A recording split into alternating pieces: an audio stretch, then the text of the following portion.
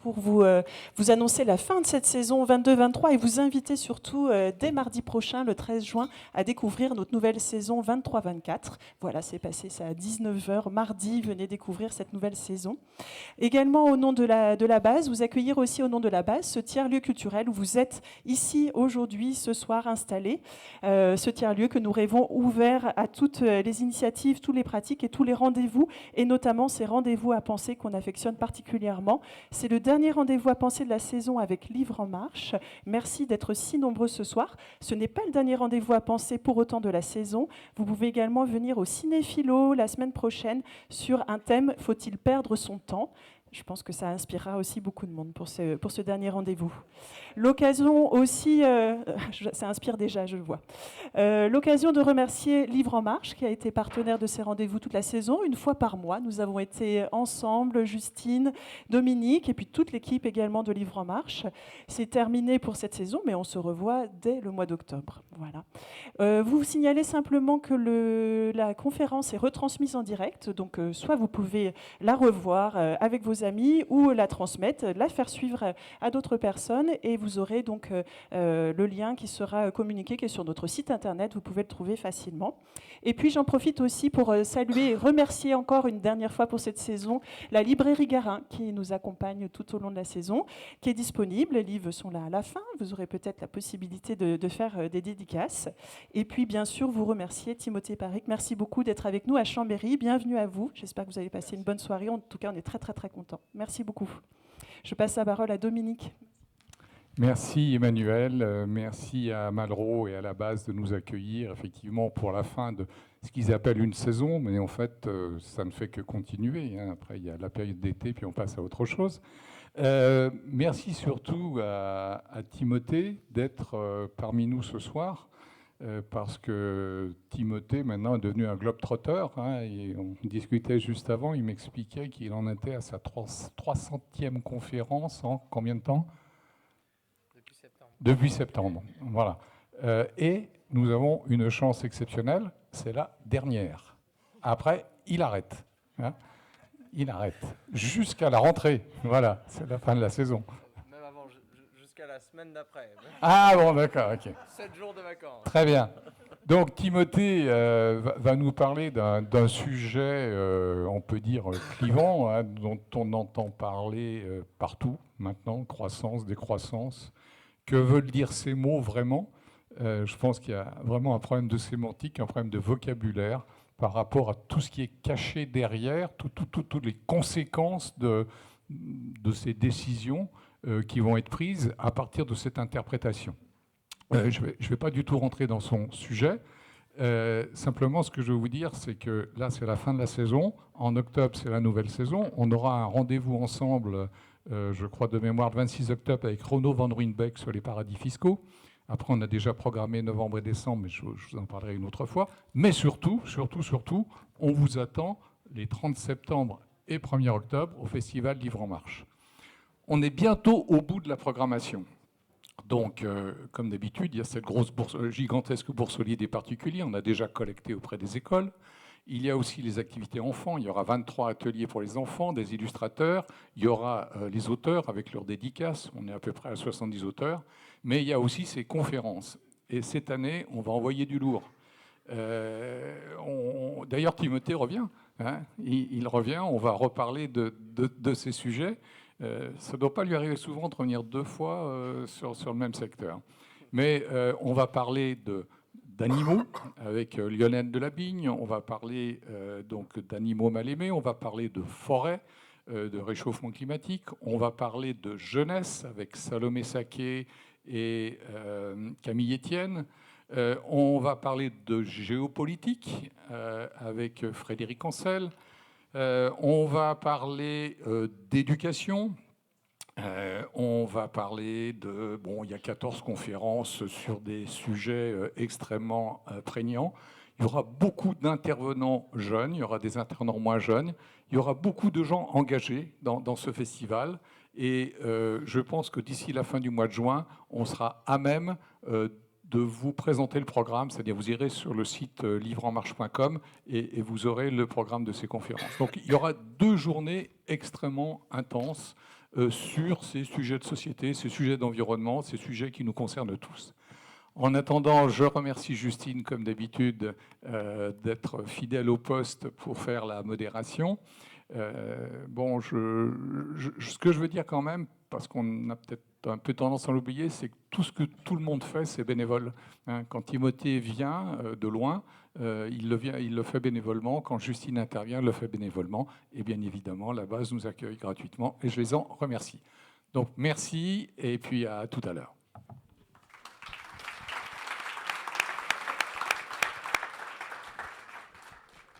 Bonsoir à tous. Bon, je suis ravie d'être avec vous ce soir, cette dernière de la saison, donc, pour vous proposer d'écouter et d'interagir avec toi, Timothée.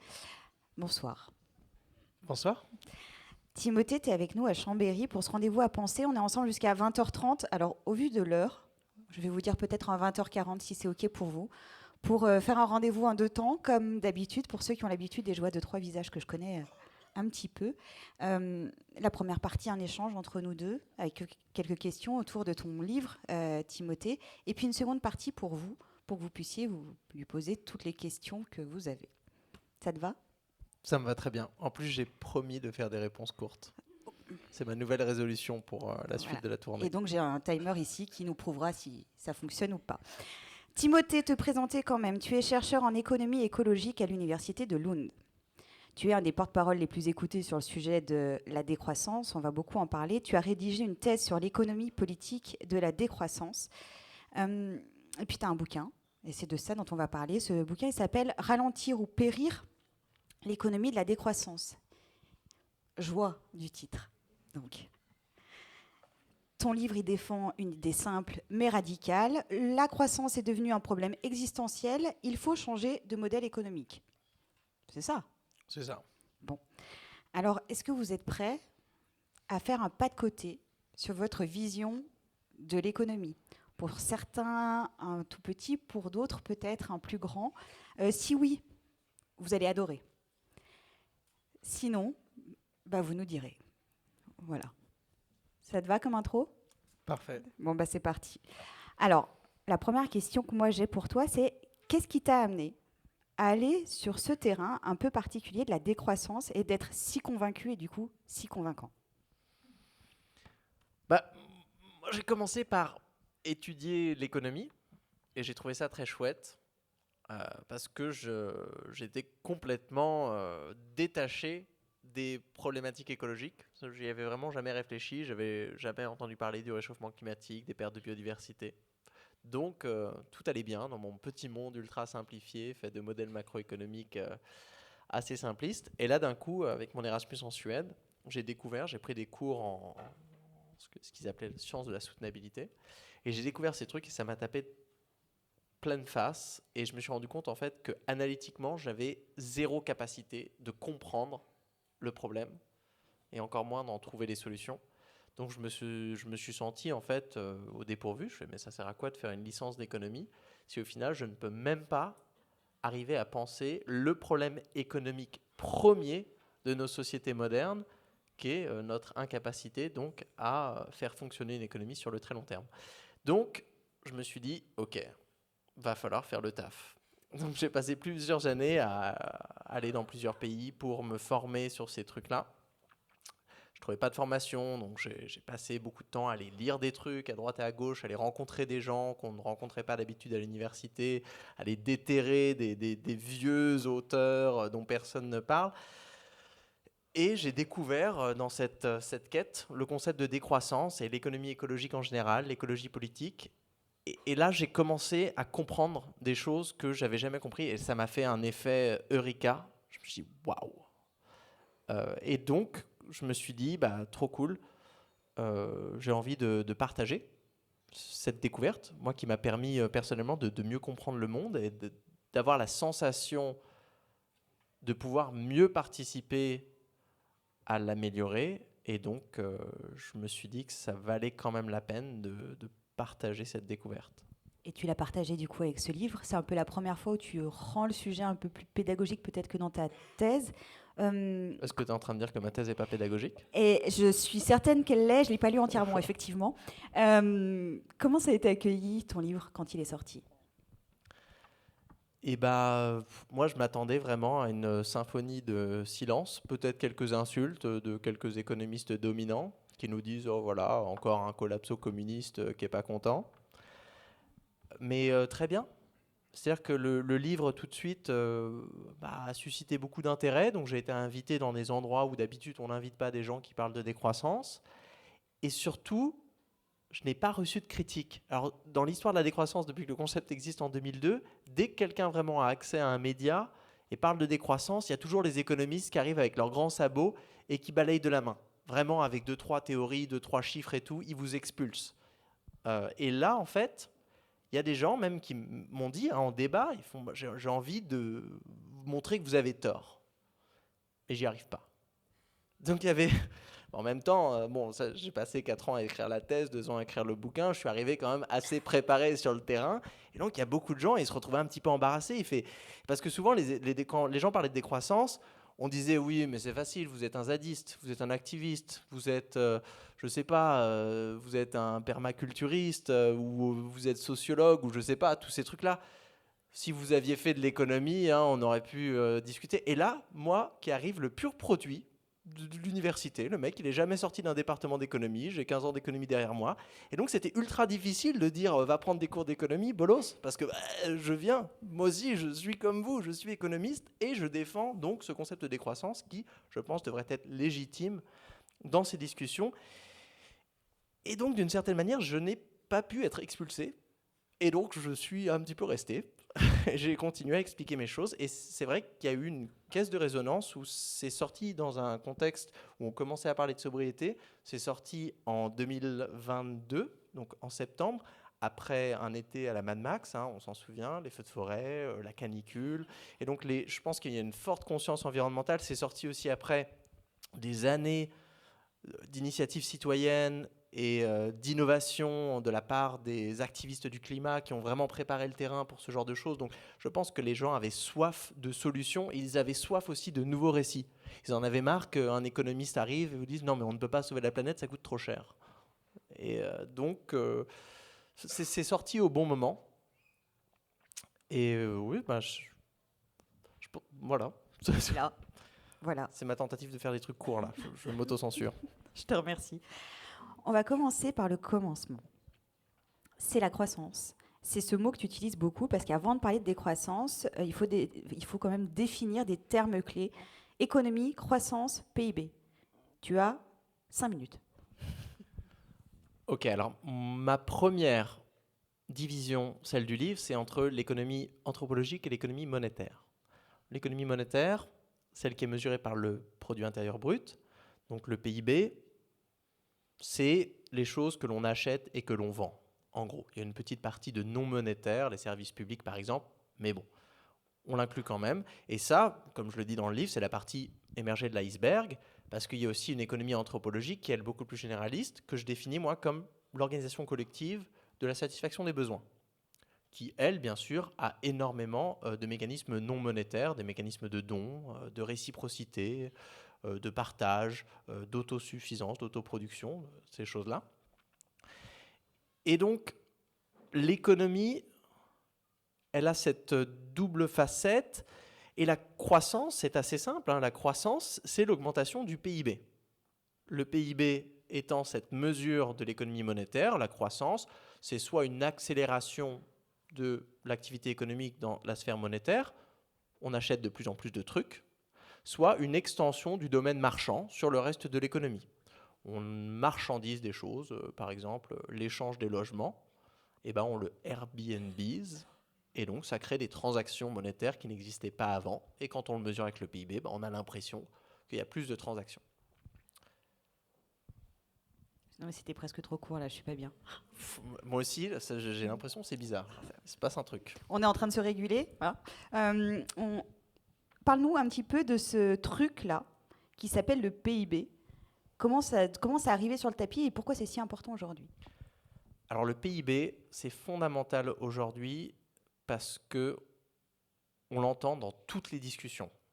Pendant le Covid, on prenait des décisions de santé publique et il y avait toujours un économiste qui nous disait « Oui, mais attention quand même, les conséquences sur le PIB ». Là aussi, quand on regarde les décisions écologiques, il y a toujours un économiste qui va dire oui, mais attention, les impacts que ça va avoir sur la croissance. Enfin, moi, j'ai toujours trouvé ça bizarre. Ça devrait être le contraire. On devrait regarder en fait l'impact de nos activités sur la nature, pas l'impact de notre dégradation de la nature sur notre capacité à accumuler de l'argent. Mais en gros, le PIB aujourd'hui, il est devenu une sorte de totem de la performance, de la prospérité économique. Et donc, on a besoin de pouvoir le décortiquer, surtout que le PIB, c'est un truc ultra chiant. Mais vraiment, genre vraiment, hein, le manuel pour le calculer, il fait 720 pages. Je l'ai lu 2 fois. Franchement, c'est des journées que je ne récupérerai jamais dans ma vie. Et quand vous réalisez ce que c'est, vous dites « Waouh, ok, déjà, c'est un indicateur qui date de 1930. C'est un indicateur volumique, donc un peu comme le compte-tours d'une voiture. Donc, il vous dit à peu près l'agitation monétaire d'une économie, mais il ne vous dit pas qu'est-ce qu'une économie produit. Il ne dit pas quelles ressources sont utilisées pour fournir cette production. Il ne vous dit pas qui utilise ce qui a été produit, donc la distribution, et il ne vous dit pas le bien-être qui est retiré des choses que vous produisez. Donc, c'est quand même un indicateur assez limité. Et dans le livre, je voulais partir du PIB, pas pour avoir une discussion ultra précise sur comment on le calcule, parce que c'est pas ça l'important. Ce qui est important, c'est de se rendre compte qu'aujourd'hui, le PIB, c'est devenu aussi un imaginaire. Pas le PIB en lui-même, mais la croissance du PIB, c'est-à-dire la croissance économique, qui est un terme que vous retrouvez vraiment partout dans les médias, où on en parle tout le temps, de croissance économique. Donc c'est devenu un véritable imaginaire. Dans le livre, moi j'appelle ça une idéologie. Donc c'est une vision du monde, hein, où l'on considère de manière non critiquable que la croissance économique est positive. Et on voit ça d'ailleurs, hein, quand on demande à quelqu'un dans la rue qu'est-ce que vous pensez de la croissance économique, ben, instinctivement, même si en France il y a une trentaine de personnes qui savent calculer le PIB, pas plus, les gens vont vous dire oui, bah, la croissance économique c'est bien parce que je sais pas, ça fait plus de revenus, ça fait plus de pouvoir d'achat, ça fait plus d'achat de biens et services, ça fait plus de bien-être, je sais pas, plus de qualité de vie, des meilleurs services publics, de l'innovation, je sais pas, c'est trop cool la croissance économique. Donc c'est là où on voit en fait que c'est devenu un imaginaire où on associe des choses de manière un peu inconsciente à ce phénomène en fait où ces choses ne sont pas associées dans la réalité. C'est-à-dire qu'empiriquement, quand vous regardez des choses, par exemple la corrélation entre la croissance du PIB ou même du PIB par habitant et l'espérance de vie dans un pays comme la France, vous n'avez plus de corrélation depuis très longtemps. Vous avez même dans certains pays une corrélation inversée. Vous pouvez vous enrichir de manière monétaire et perdre de l'espérance de vie. Et pareil pour les dégradations environnementales, vous pouvez vous enrichir de manière monétaire, mais vous appauvrir énormément en termes de services écosystémiques. Ce qui fait qu'en fait, le surcroît d'activité, vous avez entendu parler sûrement des menhirs là, que l'on va sacrifier pour construire un monsieur bricolage. Et bien, ça c'est génial pour le PIB. Si vous voulez augmenter le PIB, il aurait fallu en faire plus des monsieur bricolage. Parce que vous remplacez quelque chose qui économiquement n'avait aucune valeur et ne produisait aucune richesse monétaire. Et vous transformez ça par un monsieur bricolage qui, lui, va avoir une valeur, c'est-à-dire cette entreprise, ce magasin, pour être acheté et vendu, et va non seulement générer un flux d'activité monétaire, parce qu'on va pouvoir aller acheter des pelles et des pioches. Génial. Alors que si on a une vision un petit peu holistique de la valeur économique centrée donc sur cette capacité à contenter des besoins, on se rend compte que il y avait bien sûr une valeur culturelle associée à ces choses-là, il y avait sûrement aussi des valeurs écologiques, et donc que peut-être, avec ce cadre d'analyse, cette transformation pourrait s'avérer anti-économique. C'est-à-dire qu'on s'appauvrirait si on considère un peu l'agrégation de toutes les valeurs en transformant ces menhirs en monsieur bricolage. Et là, attention, là, je vais vite en besogne, mais si donc on revient sur des décennies d'activités anti-économiques, on se rend compte que la retransformation, c'est-à-dire, imaginez qu'on est le monsieur bricolage aujourd'hui sur les menhirs et on se dit, on va détruire le monsieur bricolage, le démanteler et le retransformer en ce que c'était avant, c'est un enrichissement. C'est-à-dire que c'est un enrichissement. Et donc là, moi, c'est l'argument que j'ai vraiment essayé de développer dans le livre, de considérer que quand on sort un petit peu du mode de pensée PIB, croissance et forcément prospérité, on se rend compte que certains phénomènes de décroissance peuvent rimer avec un enrichissement dans le sens pas de plus d'euros sur votre compte en banque, mais dans le sens d'une meilleure capacité collective à contenter les besoins. Pourquoi la croissance du PIB, finalement, ça ne peut pas être une solution à tout et surtout tout court? C'est ultra bizarre comme mode de pensée. C'est-à-dire qu'aujourd'hui, par exemple, moi souvent on me dit Ah Timothée, tu fais l'apologie de la décroissance? T'aimes pas les dentistes? Et le jour où tu auras un problème de santé, tu feras quoi? Mais ça n'a aucun sens. Enfin, je veux dire, si on veut augmenter l'espérance de vie en France, il suffit juste, je ne sais pas, de mobiliser des ressources disponibles, de l'énergie, des matériaux, des neurones, des heures de travail, et de les allouer dans les secteurs, d'augmenter les salaires, je ne sais pas, des infirmières, par exemple, d'avoir plus d'équipes dans les hôpitaux, de faire en sorte, et là on verra un véritable effet, je pense, sur la qualité de la santé. Classique. Alors que de se dire, oui, on va juste appuyer sur ce bouton un petit peu abstrait d'augmenter l'activité monétaire générale d'une économie et on espère qu'une partie va ruisseler dans ces secteurs que l'on veut augmenter, ça ne marche pas ultra bien, hein. On a vu pendant la pandémie et les débats aujourd'hui sur l'état des services publics de santé en France qu'il n'y a rien d'automatique, que quand vous faites accélérer la circulation des euros dans une économie, ils ne se retrouvent pas tous dans les hôpitaux et à augmenter la qualité des services publics. On se rend compte aussi que certains problèmes ne sont pas des problèmes de production. Je vous donne un exemple. L'INSEE avait calculé il n'y a pas longtemps la différence d'espérance de vie entre les 5% des Français les plus pauvres et les 5% des Français les plus riches. Si je me souviens bien, pour les hommes, c'était donc une différence de 13 ans. Si vous voulez augmenter l'espérance de vie en France aujourd'hui, il suffit juste de réallouer une partie des richesses des plus riches aux plus pauvres.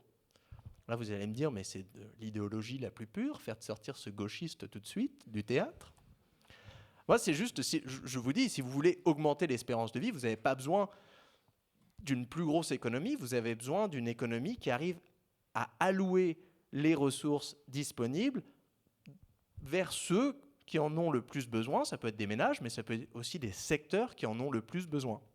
Un autre exemple qu'on me reproche souvent, c'est de dire oui, on fait comment pour les gens qui n'ont pas de maison, les sans-logis. Je vous jure, il y a des gens qui me posent ces questions.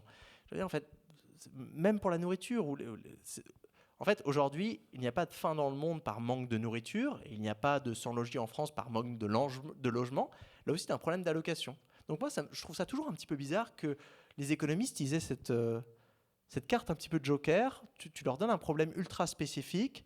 Par exemple, je ne sais pas, une certaine pénurie de matériaux pour construire des batteries de vélos cargo, où on a des problèmes d'accès aux soins dentaires pour les populations les plus vulnérables, où on a des déserts de nourriture dans certains, ou des déserts médicaux, vraiment des problèmes concrets, quoi. Et l'économiste va vous dire, oui, il faut augmenter le revenu national. Pour moi, chaque problème demande une stratégie spécifique, et beaucoup de ces stratégies spécifiques ne nécessitent pas une augmentation du revenu national, donc une croissance du PIB, ce qui est d'ailleurs très très bien, parce qu'on va bientôt le voir, cette croissance du PIB n'est pas écologiquement possible. Et les limites, elles sont donc écologiques, sociales et politiques. Est-ce que tu peux nous parler de ces limites ?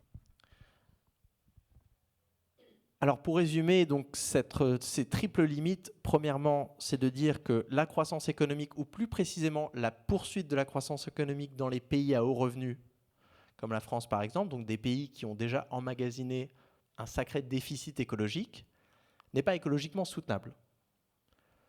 Ça, on le verra, c'est la problématique du découplage et du fait que nous n'arrivons pas, aucun pays à haut revenu n'arrive aujourd'hui à faire baisser son empreinte écologique totale tout en produisant et consommant plus. C'est un fait.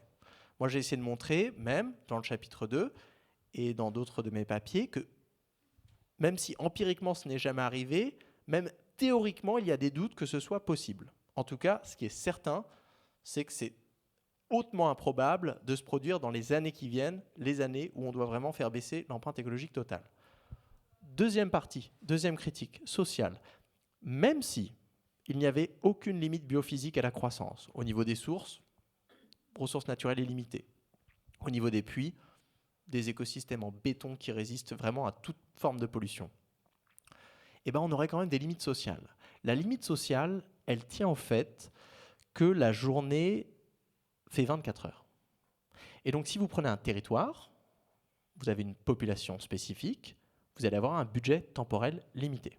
les journées font 24 heures, il faut bien sûr dormir, il faut se reposer, il faut faire beaucoup de choses qui ne sont pas des activités économiques, ce qui laisse en fait un budget assez limité. Une fois que vous avez ça, ce budget il peut être alloué à différentes choses. Mais si vous passez des heures à faire des pubs pour les SUV, c'est des heures que vous ne passerez pas à faire quelque chose d'autre. Si vous travaillez 80 heures par semaine, vous n'aurez pas le temps de faire du bénévolat pour l'équipe de badminton de Chambéry ou venir faire du bénévolat pour ces magnifiques événements, par exemple. Donc là, on voit qu'il y a aussi un problème de limite temporelle, de se dire que cette croissance exponentielle, c'est-à-dire que chaque année, plus grand, d'une sphère de l'économie monétaire, au bout d'un moment, elle va buter sur ce qu'on appelle la sphère reproductive, c'est-à-dire ces activités non économiques, sans lesquelles l'économie ne pourrait pas fonctionner. On voit bien avec le burn-out. Si vous travaillez plus, au bout d'un moment, vous allez tomber malade, vous allez tomber en déprime. Même chose à l'échelle d'une communauté. Si on travaille énormément tous et qu'on délaisse certaines activités qui sont absolument essentielles pour le mieux vivre, pour le vivre ensemble, les activités politiques par exemple, pour avoir une certaine tolérance, une certaine capacité à avoir des discussions ouvertes, consensus, toutes ces choses-là, si on se concentre tout à produire des marchandises et à maximiser notre revenu, on en perd cette capacité à s'organiser politiquement et ça nous revient dans le visage. Même si on annulait cette limite temporelle, allez, nature infinie, temps complètement compressible, incompressible, infini, il y aurait une troisième limite qui est une limite politique, ou même une limite anthropologique, on pourrait dire, de se dire, même si on pouvait, pourquoi en fait on le ferait ? C'est-à-dire que si cette croissance, ce surplus d'activité, ne permettait pas d'augmenter la qualité de vie, par exemple. Si vraiment, on va dire, la priorité aujourd'hui, je ne sais pas, c'est d'avoir des soins de qualité, d'avoir une haute espérance de vie, d'avoir un accès à l'éducation, d'avoir une pensée critique, je ne sais pas, une démocratie dynamique, d'avoir un temps choisi autonome, vous choisissez. Si la croissance ne vous permet pas d'avoir ça, c'est-à-dire d'augmenter le bien-être, à quoi bon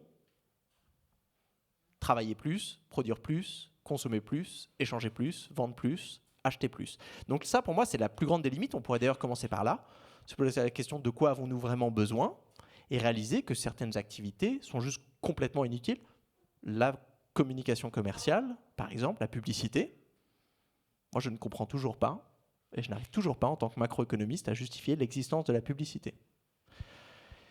Et dès lors, ça simplifie pas mal les choses. C'est-à-dire qu'on a plusieurs points d'entrée. C'est-à-dire qu'on peut avoir le point un peu de l'ingénieur et se dire, voilà, ça c'est les budgets biophysiques qu'on a, ils sont limités. Ça nous permet d'avoir une certaine quantité d'activité économique. Aujourd'hui, on est en dépassement, donc il faut réduire, je ne sais pas, de moitié, donc il va falloir faire des choix. Vous préférez avoir une piste cyclable, vous préférez avoir une piscine, vous préférez vous déplacer pour le travail, vous préférez vous déplacer pour les loisirs, vous préférez manger ci, vous préférez manger ça, des choix à prendre à tous les niveaux. Mais ces choix, on peut aussi les prendre avec ce qu'on appelle l'empreinte bonheur. Je sais que ça fait un petit peu hippie, mais de la même manière que vous avez une empreinte carbone, une empreinte hydrique, une empreinte matière pour chaque objet, vous pouvez aussi calculer des empreintes bonheur, c'est-à-dire se poser la question des biens et services et de leur importance dans la satisfaction quotidienne des besoins. Donc, on le fait en organisant par exemple des forums d'identification des besoins. On pourrait le faire ici à Chambéry. On ferait une convention du bien-être où on irait choisir une partie représentative de la population et on leur demanderait de manière très précise d'énumérer pendant chaque jour et après chaque semaine et chaque mois de faire la liste de toutes les choses dont ils ont besoin pour vivre une vie décente.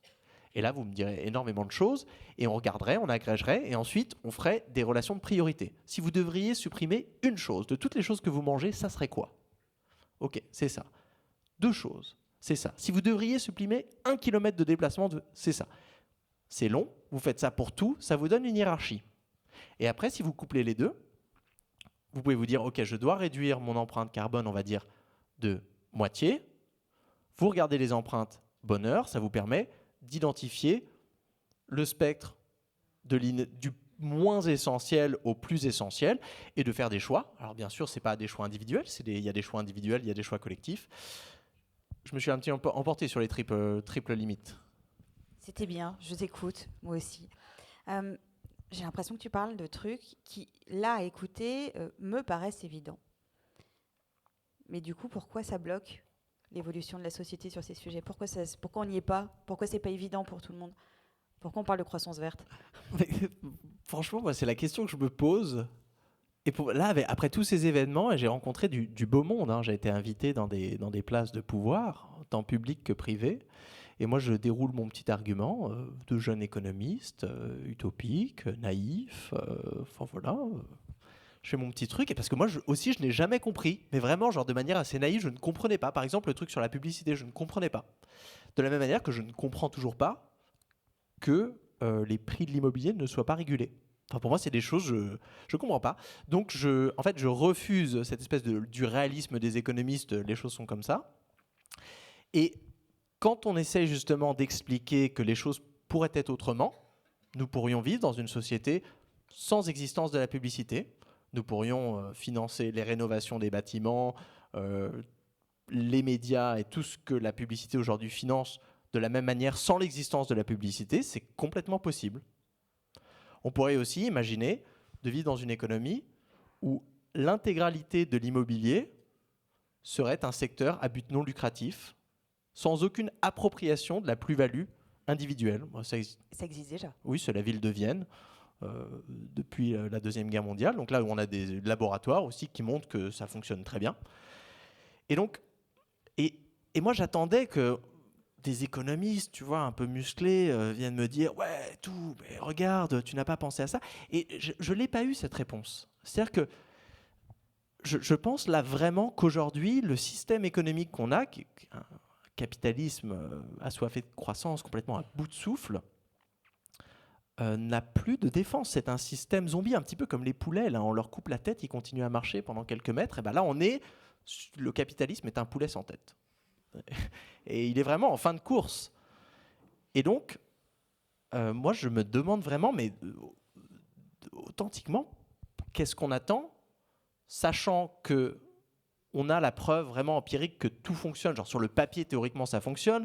Si on met ensemble plein d'initiatives dans plein de pays différents, on voit que l'intégralité de toutes les choses qu'on peut imaginer a déjà été mise en place dans l'histoire ou existe aujourd'hui d'une forme ou d'une autre quelque part. Ça sera d'ailleurs le sujet du deuxième livre, de faire un inventaire de toutes ces initiatives et de les connecter ensemble dans un idéal type d'une société post-capitaliste.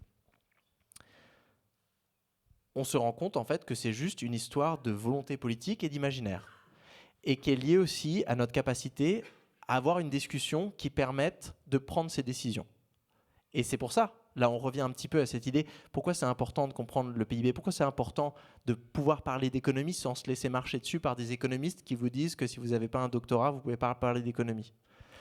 Parce que ça arrive toujours. Enfin, je veux dire, moi j'ai une licence de master, un doctorat, j'ai écrit un livre sur le sujet, il y a encore des économistes qui me disent « Non mais Timothée, ça arrête tout, quoi. Il faut un prix Nobel pour pouvoir parler du truc, alors qu'en fait c'est des choses de base. Enfin, c'est des sujets, tout le monde devrait pouvoir en discuter, parce que comme je l'ai expliqué, derrière ces concepts qui font peur, l'inflation, le chômage, le pouvoir d'achat, le traité de Maastricht, la croissance économique, toutes ces choses-là, en fait, c'est des choses assez intuitives dont on fait l'expérience tous les jours. Donc quand on décortique, on se rend compte que c'est des questions vraiment politiques. Pour toi, aujourd'hui, la seule option, la seule étape d'ajustement, on verra que pour toi c'est aussi une étape, c'est la décroissance. C'est quoi la décroissance ? Alors la décroissance, c'est deux choses. Il y a un concept symbolique, un imaginaire, on pourrait dire une décroyance, et il y a un concept réel, une décrue. Je dis souvent décroire pour décroître. Serge Latouche, à l'époque, parlait déjà de décolonisation de l'imaginaire. Donc la décroissance, avant même de définir ce que c'est en tant que phénomène réel, c'est une critique de la croissance. Paul Ariès disait c'est un mot obus pour pulvériser l'idéologie de la croissance. On l'a vu, c'est pour mettre en critique, se dire pourquoi cherchons-nous tant à croître aujourd'hui. Et donc avant tout, la décroissance est un concept critique pour questionner la désirabilité, la soutenabilité, l'équitabilité de la croissance économique. Et lorsque l'on fait cela, c'est la triple critique de la croissance que j'ai déroulée tout à l'heure, on arrive à un point où l'on se rend compte que nous ne pouvons pas éviter la décroissance comme phénomène, et là je la définis en une phrase, comme une réduction de la production et de la consommation pour alléger l'empreinte écologique, planifiée démocratiquement dans un esprit de justice sociale et dans le souci du bien-être. Et on va revenir à chacune de ces étapes que tu nous expliques ce qu'il y a derrière. Donc, la décroissance, c'est une réduction de la production et de la consommation. Donc ça, c'est Ouais. la première étape. Plutôt simple. Produire et consommer moins. Alors là, il faut quand même spécifier que c'est un concept macroéconomique. Donc, bien sûr, des secteurs vont produire plus. Je ne sais pas, là, dans les années qui viennent, fortement probable qu'on produise énormément plus de vélos. C'est normal. Mais macroéconomiquement, si l'on veut faire baisser l'empreinte écologique totale, il faut que ce surcroît d'activité dans un secteur soit plus que compensé par le déclin d'un autre secteur. Donc là, pour la mobilité, par exemple, on va produire moins de voitures, ce qui va nous libérer énormément de matériaux, donc de l'eau aussi et du budget carbone, et on va utiliser une partie pour produire les vélos qui nous permettront justement de remplacer ces voitures. Quand vous prenez bout à bout toutes les grandes transformations que vous avez dans votre économie, l'hypothèse de la décroissance, c'est qu'à la fin de cette transition, l'économie serait plus petite. Après, c'est un débat vraiment assez spécifique de savoir, oui, mais est-ce que le PIB va baisser et de combien ? Je ne pense pas qu'il soit très intéressant. La force du terme décroissance, c'est qu'il met le point sur le concept de renoncement de production. Donc décider, par exemple, pour une entreprise automobile, de dire je vais arrêter de produire des 4x4. Ça, c'est quelque chose qu'on ne fait pas souvent. Je veux dire, je vais arrêter. Et au niveau de la consommation, la simplification des besoins, donc qui correspond à la sobriété, de dire par exemple, nous allons décider d'arrêter de prendre l'avion, d'arrêter de manger de la viande, d'arrêter d'utiliser la voiture, d'arrêter de faire ci, d'arrêter de faire ça. Donc là aussi, des décisions de déconsommation. Donc la décroissance, elle met le doigt vraiment sur ces stratégies d'évitement, un petit peu de prévention, de se dire, les activités les plus soutenables, c'est celles qu'on peut se permettre de ne plus faire. C'est pas possible pour tout. Mais ça vaut quand même la peine de se poser une question, est-ce qu'on ne pourrait pas, dans un espèce de ménage de printemps de la transition écologique, arriver à réduire des choses dans l'absolu afin justement d'accélérer la réduction de l'empreinte écologique. Quand tu parles de réduction, tu parles, entre autres, de réduction du travail et du temps de travail. Est-ce que tu peux nous en parler un petit peu ? Alors, si vous produisez et consommez moins, après, macroéconomiquement, ça veut dire qu'on passe moins d'heures à produire. Vu qu'on consomme moins, on a besoin de moins de revenus pour acheter les choses que l'on n'a plus besoin de consommer. Donc, on peut se permettre de travailler moins sans forcément se mettre dans une situation de pénurie. Mais après, et on en discutait tout à l'heure, ça dépend aussi de la définition qu'on a du travail. C'est-à-dire que la décroissance, dans sa généalogie, elle va quand même puiser dans une littérature anarchiste très intéressante qui fait beaucoup de différences entre différentes catégories de travail. L'emploi, aujourd'hui, n'est qu'une catégorie de travail. Donc la décroissance, elle va se solder sûrement par une diminution du temps passé en emploi. Parce que si vous contractez l'économie monétaire, ça veut dire qu'on va passer moins de temps en emploi. Mais ça veut dire que ça va libérer des heures pour passer du temps, donc dans la sphère reproductive de l'économie, à faire d'autres choses. Donc, ça peut être du bénévolat. Par exemple, la semaine de 4 jours, c'est un jour où vous n'allez pas passer sur votre canapé à regarder la télé. C'est un jour où vous pouvez vous permettre, c'est un jour où je vais pouvoir lancer une association, faire un truc comme ça. Donc, ça va quand même contribuer à faire certaines choses. Et donc, ils font prendre tout ça en compte. Mais c'est certain, en tout cas, que ça va être... on ne va pas baisser, la journée ne fera toujours 24 heures. Donc après, quand on raisonne comme ça, on voit que les heures sont toujours les mêmes. Par contre, il y aura vraiment un changement qualitatif sur la distribution des heures que l'on donne. Et l'objectif, c'est de donner moins d'heures à ces activités productrices de marchandises, et surtout ces activités productrices de marchandises qui sont fortement dépendantes de l'usage de l'énergie et de la matière. Et en faisant cela, et ça c'est pour libérer en fait ce qu'on appelle les co-bénéfices sociaux de la transition, essayer d'utiliser une partie de ces heures pour faire toutes ces choses qu'on a peut-être délaissées depuis plusieurs décennies dans cette vision un petit peu néolibérale du capitalisme où justement on essayait de fructifier chaque heure disponible pour générer un surplus monétaire. La deuxième chose, c'est que la décroissance, c'est aussi une manière d'alléger l'empreinte écologique. Et tu parles même de régime. Ouais, je parle de régime et parce qu'on le verra après. Aujourd'hui, on ne peut pas faire baisser l'empreinte écologique totale tout en produisant et consommant plus. Il y a certains économistes, de moins en moins, qui se tentent à la démonstration de l'existence d'une croissance verte. Franchement, pas ultra convaincant. C'est Sachant... pourtant encore un mot qu'on entend. Hein. Ah ben c'est un mot qu'on entend, mais c'est un mot absolument sans substance. Et moi, je suis allé gratter. Donc, 99,9% de tous les économistes qui ont travaillé sur la croissance verte n'ont pris en considération que le carbone. C'est-à-dire que moi, je fais un régime. Bon anniversaire à cette personne d'ailleurs, pendant qu'on y est. Moi, je fais un régime et je me dis, j'ai 20 kilos à perdre. Et je regarde mon avant-bras gauche, j'ai perdu 14 grammes. Et je me dis, trop bien. C'est ça la croissance verte aujourd'hui. On ne regarde que l'avant-bras et on se dit, le régime, ça marche. Regardez, j'ai perdu 14 grammes. Alors non seulement, si j'ai pris 4 kilos sur le reste du corps, le régime, pas ouf. Et après, franchement, si vous avez 20 kilos à perdre et que vous perdez 14 grammes, excusez-moi, hein, mais c'est qu'il va falloir faire plus. Donc même quand on regarde les émissions de gaz à effet de serre dans un pays comme la France, qui est considéré comme l'un des champions du découplage et de la croissance verte, vous vous rendez compte que ça ne va pas très très loin. Donc aujourd'hui, avec les technologies disponibles dans les prochaines années à venir, moi j'ai du mal à voir comment est-ce qu'on va arriver à retourner sous le seuil des limites planétaires, ce qui va demander des réductions énormes de l'empreinte écologique totale, tout en produisant et consommant plus. Enfin vraiment là, il faut être presque magicien pour arriver à démontrer que c'est possible. Je suis impressionnée en fait, Timothée. On a beaucoup échangé avant. Et justement, Timothée peut prendre plus de temps si nécessaire pour répondre aux questions. C'était bien dit. Hein. Et là, du coup, tu es nickel. C'est parfait.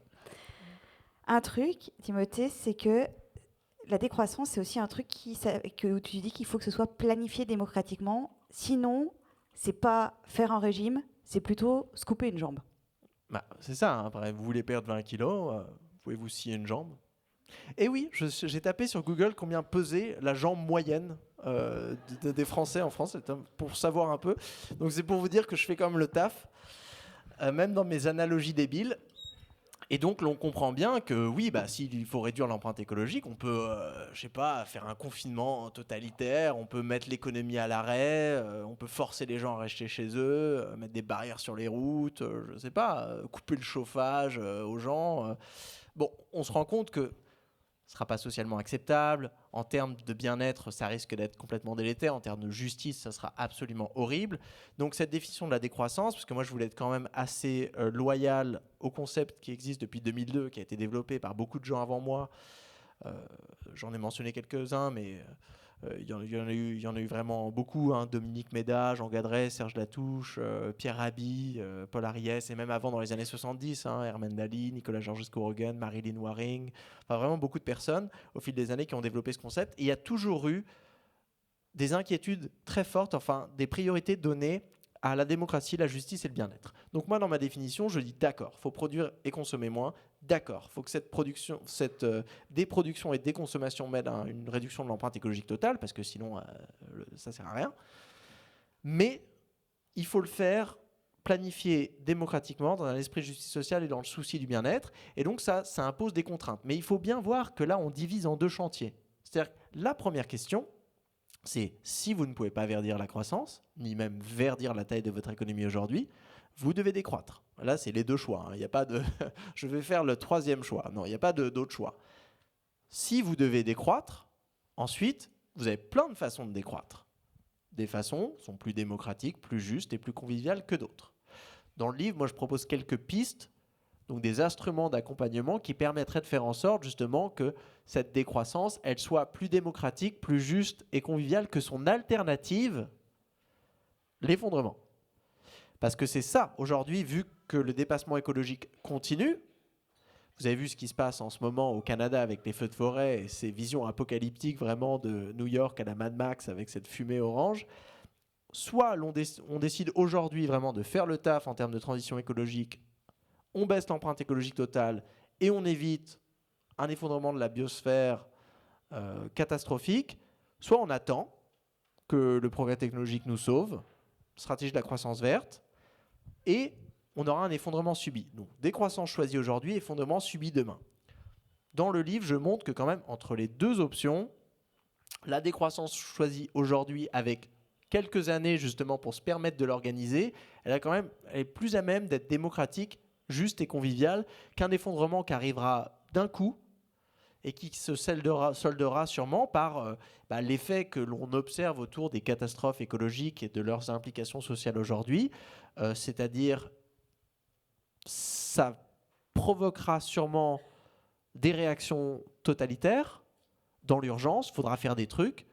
Le confinement, par exemple, enfin, j'appelle pas le confinement une réaction totalitaire, on peut avoir un débat dessus, mais c'est sûr que quand vous devez agir en quelques semaines, ça ne laisse pas le temps d'organiser une convention citoyenne nationale.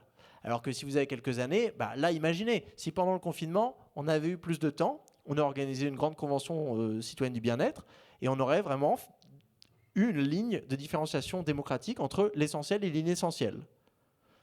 C'est des choses importantes, ça, si vraiment l'on croit en la démocratie.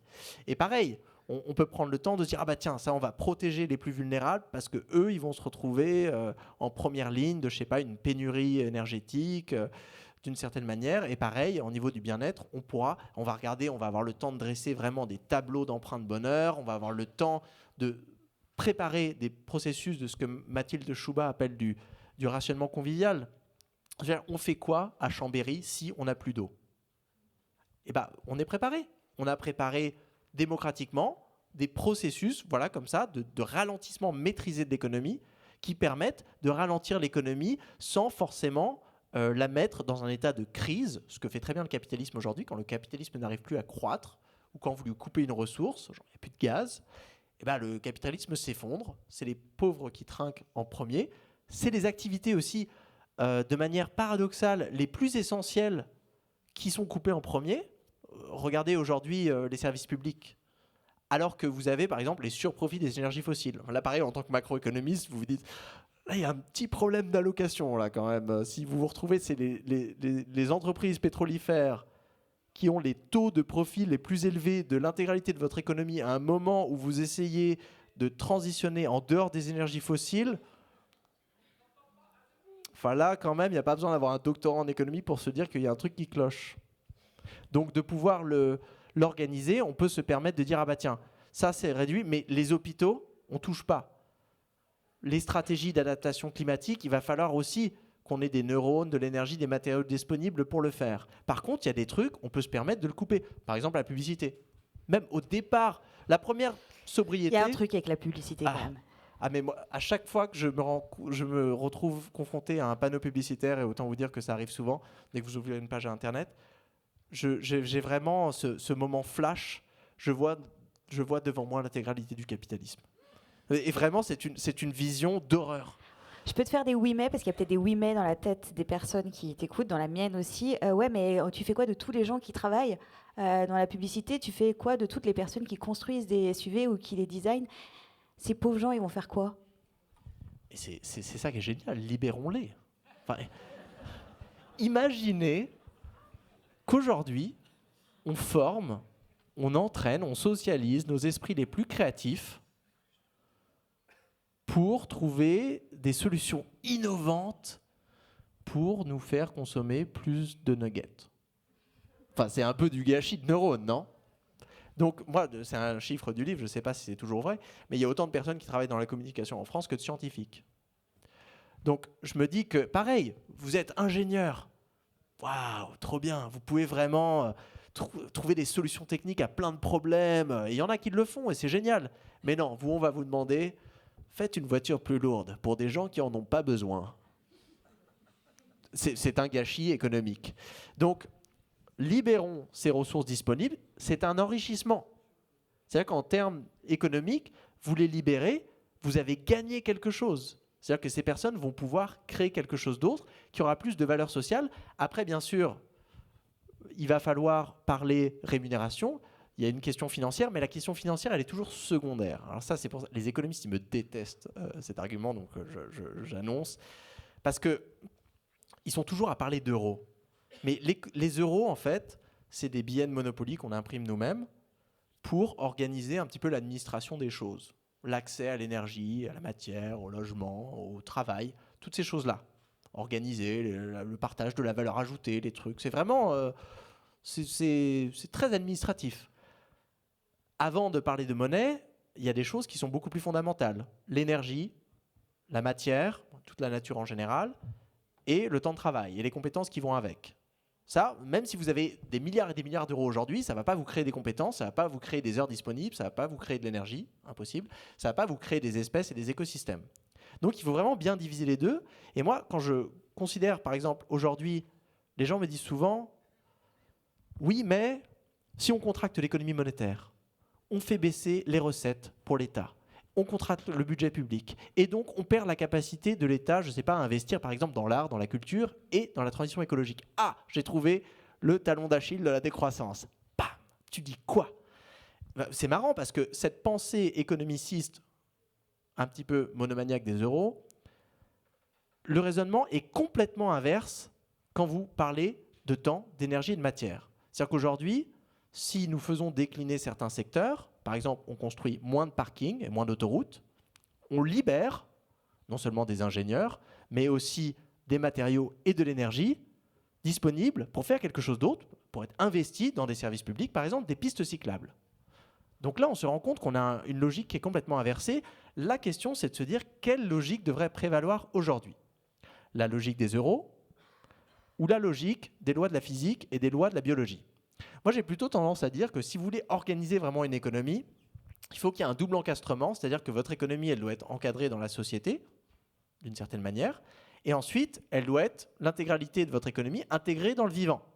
Si le fonctionnement même de votre budget public, de la façon dont vous financez vos entreprises, de la manière dont vous créez, vous détruisez de la monnaie, va à l'encontre des lois de la biologie et de la physique, au bout d'un moment, ça ne va pas marcher. Oui, mais si je ne produis pas, quelqu'un d'autre le fera. Oui, mais si j'achète pas ça, de toute façon, quelqu'un d'autre le fera. Tu réponds quoi ? Ma mère me disait qu'il fallait que j'arrête de dire « bah ». Je me rends compte que ça va être mon exercice à partir de maintenant. Je lui passe le bonjour d'ailleurs. J'ouvre le livre avec ce concept que j'ai trouvé dans un livre de Serge Latouche de 2004, où il reprend Hannah Arendt, la banalité économique du mal, enfin la banalité du mal, pardon. Et lui, il ajoute justement, il dit c'est la banalité économique du mal, c'est un petit peu pareil. On se dit toujours que si l'on arrête de faire cette chose que l'on fait, qui est potentiellement répréhensible, je ne sais pas, manger des sushis de bébé panda, quelqu'un d'autre le fera. Mais moi, au moins, je compense, tu vois. Je donne un petit peu d'argent à WWF, donc quelqu'un d'autre peut-être mangera les mêmes sushis, mais ne le fera pas, donc autant que je le fasse. Chaque personne, à chaque échelle de tout système économique, vous dira la même chose. Vous parlez au PDG de Total, vous parlez au PDG de Greenpeace. On a toujours ce truc où on s'enferme dans une inaction parce qu'on se dit « oui, mais la situation aujourd'hui pourrait être bien pire ». C'est bizarre parce que la situation pourrait être aussi bien meilleure. Enfin, cette façon de penser, j'ai une pensée assez existentialiste de l'économie, c'est-à-dire que je n'admets aucune constance dans la nature humaine. C'est contestable, hein, philosophiquement. Mais je pense qu'aujourd'hui, on a une flexibilité institutionnelle qui permet vraiment d'orienter nos comportements et nous avons cette capacité en tant qu'espèce, en tant qu'animaux sociaux, de complètement réagencer nos structures. Donc cette position, je pense que c'est un refus du changement, de la responsabilité, de dire j'ai les mains dans le dos. C'est de la peur ? C'est de la peur d'une certaine manière. Et c'est aussi, moi, j'ai présenté donc ce livre aux personnes les plus puissantes de la planète, donc les personnes les plus riches de la planète, dans les pays les plus riches de la planète. Donc, vous en faites partie aussi, vous êtes des personnes extrêmement puissantes. Le pouvoir est un spectre dans les sciences sociales. Le pouvoir est une proportion. Vous n'êtes puissant qu'en comparaison à des personnes qui sont moins puissantes que vous. Aujourd'hui, nous sommes les personnes les plus puissantes de la planète, et de la même manière, quand je me fais inviter pour aller parler à des membres du gouvernement ou quoi, et c'est marrant parce que tout le monde me dit exactement la même chose. J'ai les mains dans le dos, je peux rien faire, j'ai mes clients, j'ai mes fournisseurs, j'ai le gouvernement qui me régule, j'ai ci, j'ai ça, j'ai ci, j'ai ça. Mais en fait, ce discours, il ne marche pas, parce qu'on est forcément dans un spectre de pouvoir où il y a forcément des personnes au-dessus de nous et en dessous de nous. Et donc, nous avons par définition, la capacité de faire changer des parties prenantes en dessous de nous, et en fonction de notre taille, même d'influencer certaines parties prenantes au-dessus de nous. Donc, plus qu'une peur du changement, il y a cet imaginaire un petit peu de l'impuissance qui est lié à des prêts-à-penser un petit peu dogmatiques qu'on a en économie, par exemple la toute-puissance du marché. Des gens qui disent « oui, mais si la France fait ça, elle se fera punir par les marchés internationaux, on va se faire baisser notre note ». Et c'est marrant d'attribuer c'est presque quasi religieux d'attribuer cette puissance à une entité extrêmement abstraite. En fait, ça dépolitise la question du changement. Parce que la réalité, c'est que derrière chaque institution, que ce soit la Banque centrale européenne, que ce soit la Banque mondiale, le FMI, que ce soit le gouvernement français, que ce soit Total, que ce soit qui vous voulez, vous avez des personnes.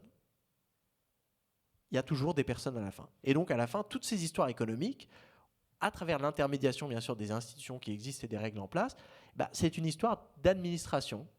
Et donc, une histoire où on peut tous s'asseoir toujours autour d'une table et faire ça, on change.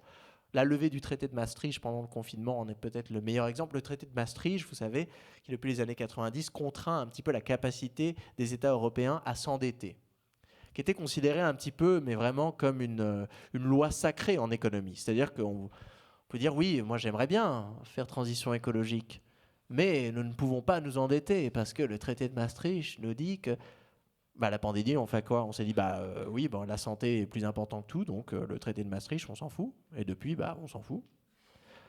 Donc, et on s'est rendu compte que on n'a pas été foudroyé par les dieux. Non, en fait, on s'en fout parce qu'on a décidé de s'en foutre. Donc aujourd'hui, on pourrait se dire aussi, écoutez, si nous n'agisons pas aujourd'hui, nous allons vivre dans une planète qui ressemblera beaucoup plus à Mad Max que la petite maison dans la prairie. Et donc, aujourd'hui, nous allons décider de nous foutre de ces choses qui nous ont, par le passé, limités. Là, on vient de parler de cette période qu'on va appeler décroissance. Mais la décroissance, à un moment donné, ça s'arrête pour passer à autre chose.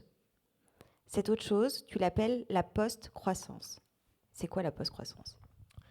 Oui, je continue mon analogie du régime. Vous n'allez pas faire un régime jusqu'à disparaître. Vous avez 20 kilos à perdre, vous avez 20 kilos à perdre. Une fois, le but, c'est de retourner à la pleine santé. Pareil, la décroissance, c'est vraiment ce moment de transformation où on se dit, OK, on veut perdre l'empreinte écologique totale, on veut le faire en mode régime, on veut le faire en conservant la qualité de vie, tout ça. On veut faire ces grandes transformations économiques pour arriver à un système économique qui puisse fonctionner, prospérer sans croissance. Alors dans le livre, j'en donne une définition un peu élaborée. Une économie stationnaire, en harmonie avec la nature, où les décisions sont prises ensemble, où la richesse est équitablement partagée, afin de pouvoir prospérer sans croissance. Mais on peut vraiment raccourcir, se dire, voilà, une économie stationnaire, ça c'est important, biophysiquement. Stationnaire, ça ne veut pas dire une économie stagnante, ça ne veut pas dire une économie figée. C'est-à-dire, c'est un concept qui vient de l'économiste américain Herman Daly, qui est l'un des pionniers de l'économie écologique. L'économie stationnaire, c'est une économie écologique, dans le sens une économie soutenable. C'est-à-dire que la stationnarité, c'est une économie, on pourrait dire aujourd'hui, en utilisant le donut de l'économiste britannique Kate Raworth, qui fluctue en fonction des plafonds écologiques. C'est-à-dire que, trop bien, vous avez du progrès technologique. Vous apprenez à mieux recycler. Génial. Vous avez une croissance potentielle. Vous pouvez produire plus. Vous n'avez pas besoin de produire plus. On l'a vu. Socialement, peut-être vous n'avez pas envie de passer des heures à produire plus. Politiquement, peut-être, ça ne va pas vous apporter des bénéfices, donc on s'en fout. Mais si vous voulez, vous pouvez. De la même manière, si vous avez un effondrement écologique imprévu, là, rationnement convivial. Petite décroissance. Donc l'économie stationnaire, elle fluctue. Croissance faible, décroissance faible, mais on perd un petit peu l'exponentiel. On n'est pas dans la décroissance rapide d'une phase de régime comme on va la vivre dans les années qui viennent, et on n'est pas dans une phase de croissance exponentielle rapide comme on l'a observé au XXe siècle. Donc c'est cette économie stationnaire, et ce qui est important, c'est donc qu'elle puisse prospérer sans croissance. Ça, c'est le concept de l'économiste britannique Tim Jackson depuis la fin des années 2000. Et donc, pour continuer avec le donut de Kate Raworth, on a ces maxima écologiques qu'on ne dépasse pas et on a des minima sociaux. Plancher social, plafond écologique. Et votre économie, ça, c'est des contraintes.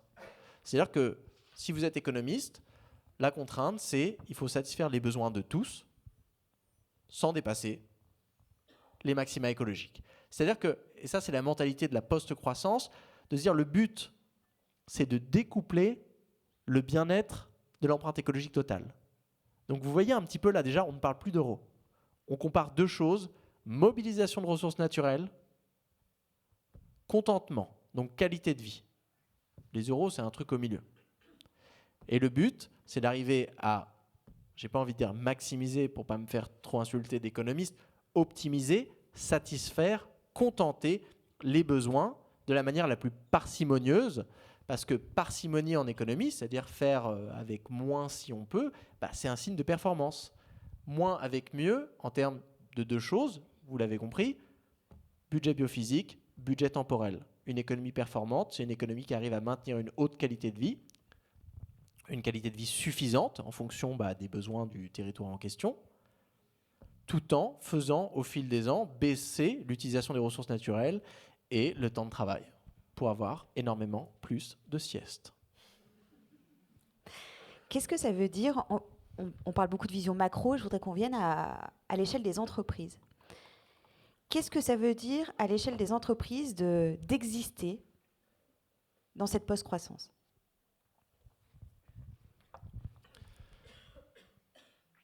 Il faut revenir à une définition très anthropologique de l'entreprise. L'entreprise, c'est un groupement social, c'est un collectif qui va mettre en commun des ressources pour s'entraider à produire quelque chose qui, en théorie, permettrait de satisfaire des besoins. Pour dire qu'il y a une certaine demande pour l'activité de l'entreprise. Et donc, quand on la définit comme telle, là encore, on n'a pas parlé d'euros, bien sûr, à partir du moment où vous avez une économie, vous aurez forcément des entreprises. Ce qui change, c'est à la fois la mentalité et la structure de ces entreprises, le logiciel et le hardware. Le logiciel, c'est l'abandon de la lucrativité. Aujourd'hui, quand on pense entreprise, même sans le vouloir, inconsciemment, on pense lucrativité. Une entreprise, elle fait des profits. C'était le PDG de Michelin en commentaire sur la décroissance qui disait demander à une entreprise de décroître, c'est comme demander à un jardinier de ne pas faire pousser ses plantes. Mais là, je pense que ça réduit la complexité de l'entreprise comme organisation anthropologique à un seul truc qui est un objectif assez capitaliste, assez récent, qui est juste de générer un profit. On s'en fout de quoi faire. Enfin, je veux dire, est-ce qu'on devrait décrire une entreprise autour de sa raison d'être, autour de la motivation des gens qui la composent, ou sur un aspect légal, qui est juste le fait que, oui, vous avez une obligation légale de maximiser, pour les grandes entreprises, les retours, les dividendes que vous déversez à vos actionnaires. Donc là, dans une entreprise post-croissance, on a des entreprises à but non lucratif. Ça, c'est une possibilité. Elles existent aujourd'hui. Il y a des entreprises à lucrativité limitée. Ça, d'ailleurs, je pense que ça sera la norme, de se dire l'entreprise, elle est organisée autour d'une raison d'être, elle naît d'un besoin. La lucrativité, les profits, si profit il y a, parce que bien sûr, l'entreprise doit être viable économiquement. Et dans une économie encore monétarisée, parfois, ça passe bien sûr par la génération d'un surplus monétaire, mais ce n'est pas l'objectif. Ce n'est pas la fin. C'est une fois qu'on fait un surplus, on va dire « Ah, on a fait un surplus cette année. Oh, c'est marrant.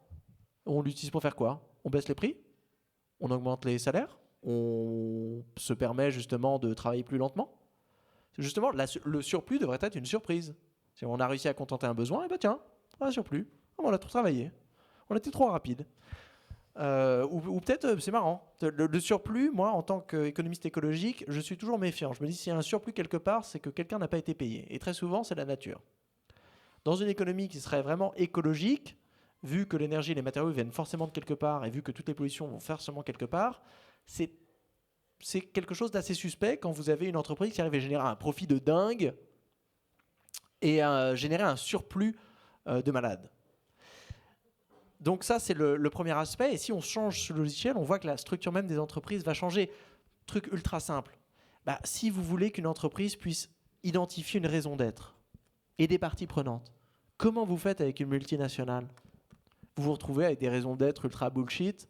Non, il faut que les entreprises, elles soient territorialisées. Elles aient une localité. Moi, je suis une entreprise ici, à Chambéry. je travaille avec ces personnes, ces clients, ces fournisseurs, c'est mes parties prenantes. Je suis inséré dans ces écosystèmes. Je prends l'eau de ce lac, je prends l'électricité de cette éolienne, ici et là. Mais les personnes qui viennent travailler arrivent de ces villages ici et là. C'est mon écosystème. À partir du moment où vous ne pouvez pas faire ça, c'est-à-dire que vous perdez la possibilité d'avoir un fonctionnement démocratique. C'est-à-dire que vous perdez un petit peu la capacité d'avoir une coopérative. Ce qui est problématique si vous voulez faire en sorte que vos entreprises puissent toujours identifier une véritable raison d'être, c'est-à-dire des besoins insatisfaits, en demandant à ses parties prenantes. Parce que l'entreprise, elle prend 2 décisions constamment, c'est toujours quoi produire, comment produire. C'est simple. Hein. Et ces décisions, elles peuvent être prises entre actionnaires, entre gestionnaires, tout seul, ou elles peuvent être prises autour d'une table où on prend en compte des parties prenantes, dont des représentants de la nature, leur faire, voilà, nous, on veut produire des voitures plus lourdes. On s'est dit, ça, quand même, la valeur ajoutée, là, c'est pas mal. Et là, les représentants disent, oui, non, mais on n'a pas l'empreinte matière, là, très clairement. On n'a pas l'empreinte carbone non plus. Pareil. Et les ingénieurs vont vous dire, non, mais les gars, moi, j'ai pas fait 5 ans d'école d'ingénieur pour vous designer des 4x4 pour des gens qui roulent à Paris. Enfin, je veux dire, c'est quand même... moi, je te fais un 4x4, il monte le Mont Blanc. Là, au moins, c'est un défi technique, tu vois, pour les secours de Savoie ou je sais pas. Et donc là, on voit que l'ouverture à des parties prenantes, qui n'est possible que dans des entreprises territorialisées d'une certaine taille humaine, elle permet d'avoir une agilité économique au vrai sens du terme anthropologique, c'est-à-dire une agilité de pouvoir se retourner. Je veux dire, tiens, un truc qu'on avait produit l'année dernière, en fait, on se rend compte sur les empreintes de bonheur, en fait, les gens, ils s'en foutent, quoi. Enfin, l'année dernière, on en avait besoin, genre, on était spécialisé dans la production de masques. L'année dernière, franchement, c'était pas mal. On s'est pas mal activé. On a embauché. Mais cette année, on va se permettre de fermer les lignes de production de masques. Et là encore, qu'est-ce qu'il faut penser? Enrichissement. Libération de ressources disponibles pour faire quelque chose d'autre. Donc là, on voit, alors qu'aujourd'hui, une entreprise, elle ferait, non, merde, pour pouvoir conserver mes profits, je sais pas, je vais faire de la publicité pour les masques. Peut-être, histoire de pousser un petit peu la consommation.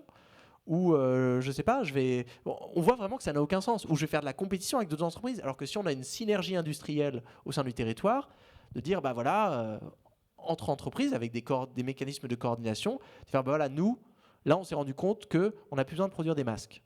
Mais on a des compétences. On peut produire d'autres trucs. Qu'est-ce qu'on a besoin de produire aujourd'hui? Quels sont les besoins insatisfaits du territoire? Et là, à travers une discussion, on peut se rendre compte, là, il y a un truc, ça, on n'arrive pas à le produire. Et vous avez les outils de production, vous avez les compétences, vous avez les neurones, vous avez les budgets biophysiques. Très bien, on le fait. C'est ça la planification. C'est pas le fantôme de l'Union soviétique qui revient où tu as un mec dans un bureau à Bercy qui va décider combien de chaussettes vous allez porter. C'est plutôt une démocratisation de la vie économique où on avance au fil de l'eau en prenant des décisions qui font sens dans des territoires qui font attention non seulement à la soutenabilité biophysique, mais qui font aussi attention à leur qualité de vie. Et qui nous permettent de prospérer sans croissance. C'est ça.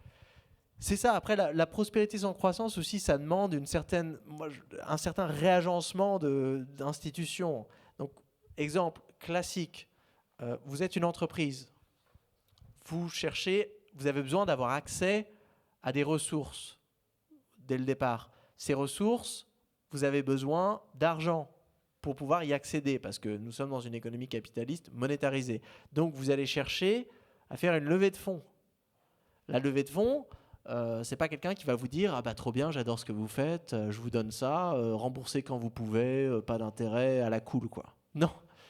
La levée de fonds, c'est une banque commerciale à but lucratif qui va vous faire « Ok, trop bien, je vous prête cet argent. » Mais il va falloir le rembourser avec un petit retour. Pareil, c'est des investisseurs qui ne sont pas là pour boire l'eau des pâtes, qui vont vous dire moi je vous file cet argent, mais il va falloir le faire fructifier. Là, tout de suite, ça vous impose des contraintes. C'est-à-dire que si vous vouliez produire quelque chose d'ultra utile pour le territoire, mais qu'elle n'allait pas se vendre, et que vous n'êtes pas l'État, et que vous n'avez pas accès à de l'argent gratuit, c'est problématique. Donc là, on voit aujourd'hui que, par exemple, les grandes transformations du système monétaire sont absolument nécessaires pour permettre des mécanismes de financement qui permettent à des entreprises à faible taux de lucrativité de pouvoir se créer et de pouvoir survivre aujourd'hui dans un environnement où quand même ce sont les entreprises les plus lucratives et surtout les fameuses licornes, donc les plus lucratives ultra rapidement, qui arrivent à capter un petit peu les ressources disponibles. Parce que c'est ça l'investissement. C'est pas une création magique. L'investissement, c'est simplement l'organisation politique de qu'est-ce qu'on va faire des trucs qu'on a. Aujourd'hui, on décide qu'est-ce qu'on va faire des trucs qu'on a. On va les donner à des gens qui nous promettent de faire énormément de profit. On l'a vu, énormément de profit, c'est souvent quand tu voles un truc à la nature ou à d'autres personnes, surtout dans les pays du Sud. Donc là, moi, je me dis, c'est quand même une décision un petit peu bizarre. Je préférais que, démocratiquement, si on pouvait choisir, les choses que l'on a, on les mobiliserait pour des activités qui ont des forts retours en termes de qualité de vie. Même si, ça ne génère pas énormément de profit, on s'en fout. Si moi, j'ai envie de faire quelque chose pour participer à cette société post-croissance, pour avancer là-dessus, si à l'échelle de nos TPE, de nos PME, de nos territoires, on a envie de faire quelque chose, dès maintenant, de participer à ce projet de société, par quoi on peut commencer et qui a de l'impact? Je vais donner une réponse qui paraît assez décevante, mais déjà, il va falloir se doter d'indicateurs. La plupart des entreprises à qui je parle, et j'ai parlé vraiment aux entreprises les plus polluantes, qui ont des budgets illimités pour ce genre de trucs, n'ont même pas des comptes carbone acceptables. C'est-à-dire qu'ils ne savent pas combien ils émettent. C'est inacceptable. Donc la première chose à faire, c'est de faire une sorte d'inventaire de ce qui rentre et ce qui sort, biophysiquement. Quelle est ma relation avec l'eau, avec l'énergie, avec la matière? D'où viennent les choses dont j'ai besoin? Donc ça permet de se repérer un petit peu sur ce qu'on appelle le métabolisme de votre entreprise, le métabolisme biophysique. Deuxièmement, c'est de faire la même chose, un espèce d'inventaire des besoins. On l'avait vu avec les empreintes bonheur. Avec qui est-ce que je travaille? Quels sont, j'ai peut-être certains, des gens ont des emplois dépendants de mon activité, j'ai des clients qui attendent quelque chose de moi, j'ai des fournisseurs, de se localiser dans un écosystème social et écologique. Ça, c'est la première des choses, et ensuite de se mettre en contact avec ces différentes parties prenantes. Parce que, en fait, cette transition, elle ne pourra se faire que si on la coordonne ensemble. Vous ne pouvez pas lutter contre vos clients, contre vos fournisseurs et encore moins contre votre compétition, surtout si vous êtes une petite entreprise où c'est souvent les grandes entreprises aujourd'hui qui ont tendance à être les dernières à changer, mais malheureusement, c'est elles qui ont le plus de pouvoir. Donc vous vous retrouvez dans une situation où vous êtes le petit poisson. Donc, se connecter avec tous les petits poissons pour pouvoir créer des synergies au niveau du territoire. C'est-à-dire, tiens, nous, on a trouvé un moyen là, de simplifier certains besoins, de faire du renoncement productif, de la redirection écologique sur certaines choses. Donc là, c'est un petit peu le travail préparatoire. Et je sais très bien que beaucoup d'entre vous l'ont déjà fait dans les territoires. C'est quelque chose qui s'organise. Toutes les initiatives de l'économie sociale et solidaire montrent bien qu'on a cette coordination économique. Aujourd'hui, je pense qu'on manque un petit peu de visibilité écologique sur les indicateurs. Ça, c'est quelque chose qu'on peut avoir assez rapidement. Et ensuite, on manque aussi un petit peu, on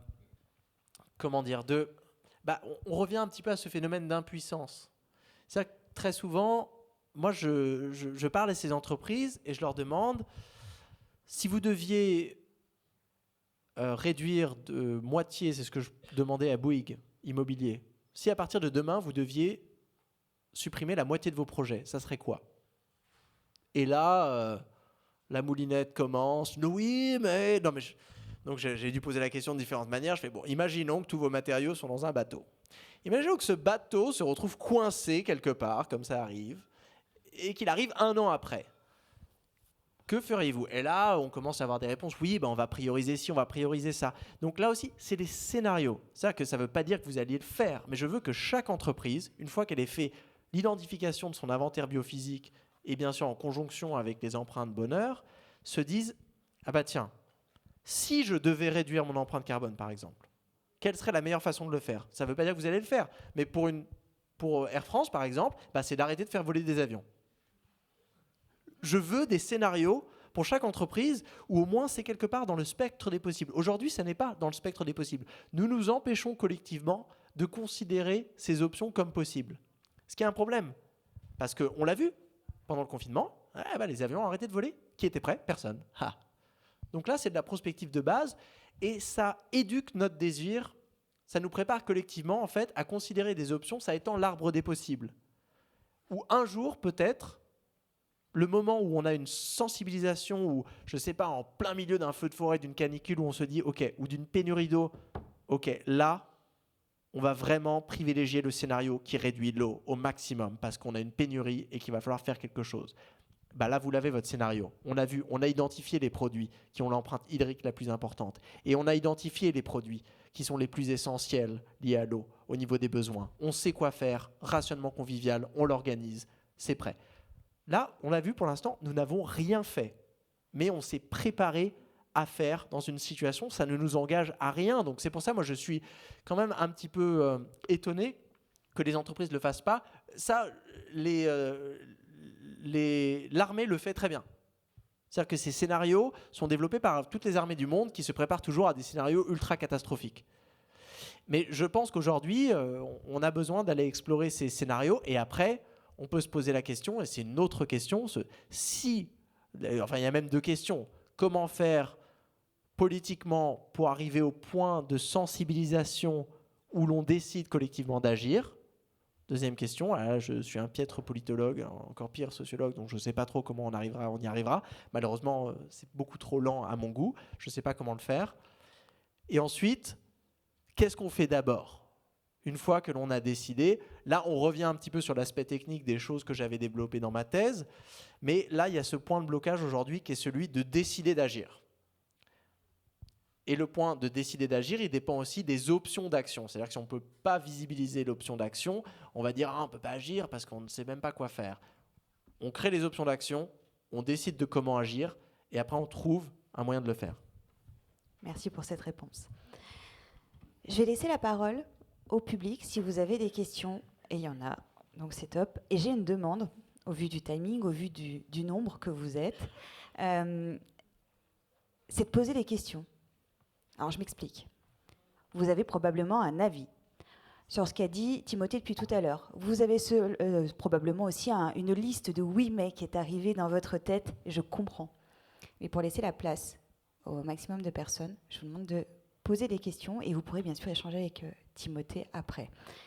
J'ai donc une première question qui est ici, s'il vous plaît, et après on ira là-bas et on reviendra là.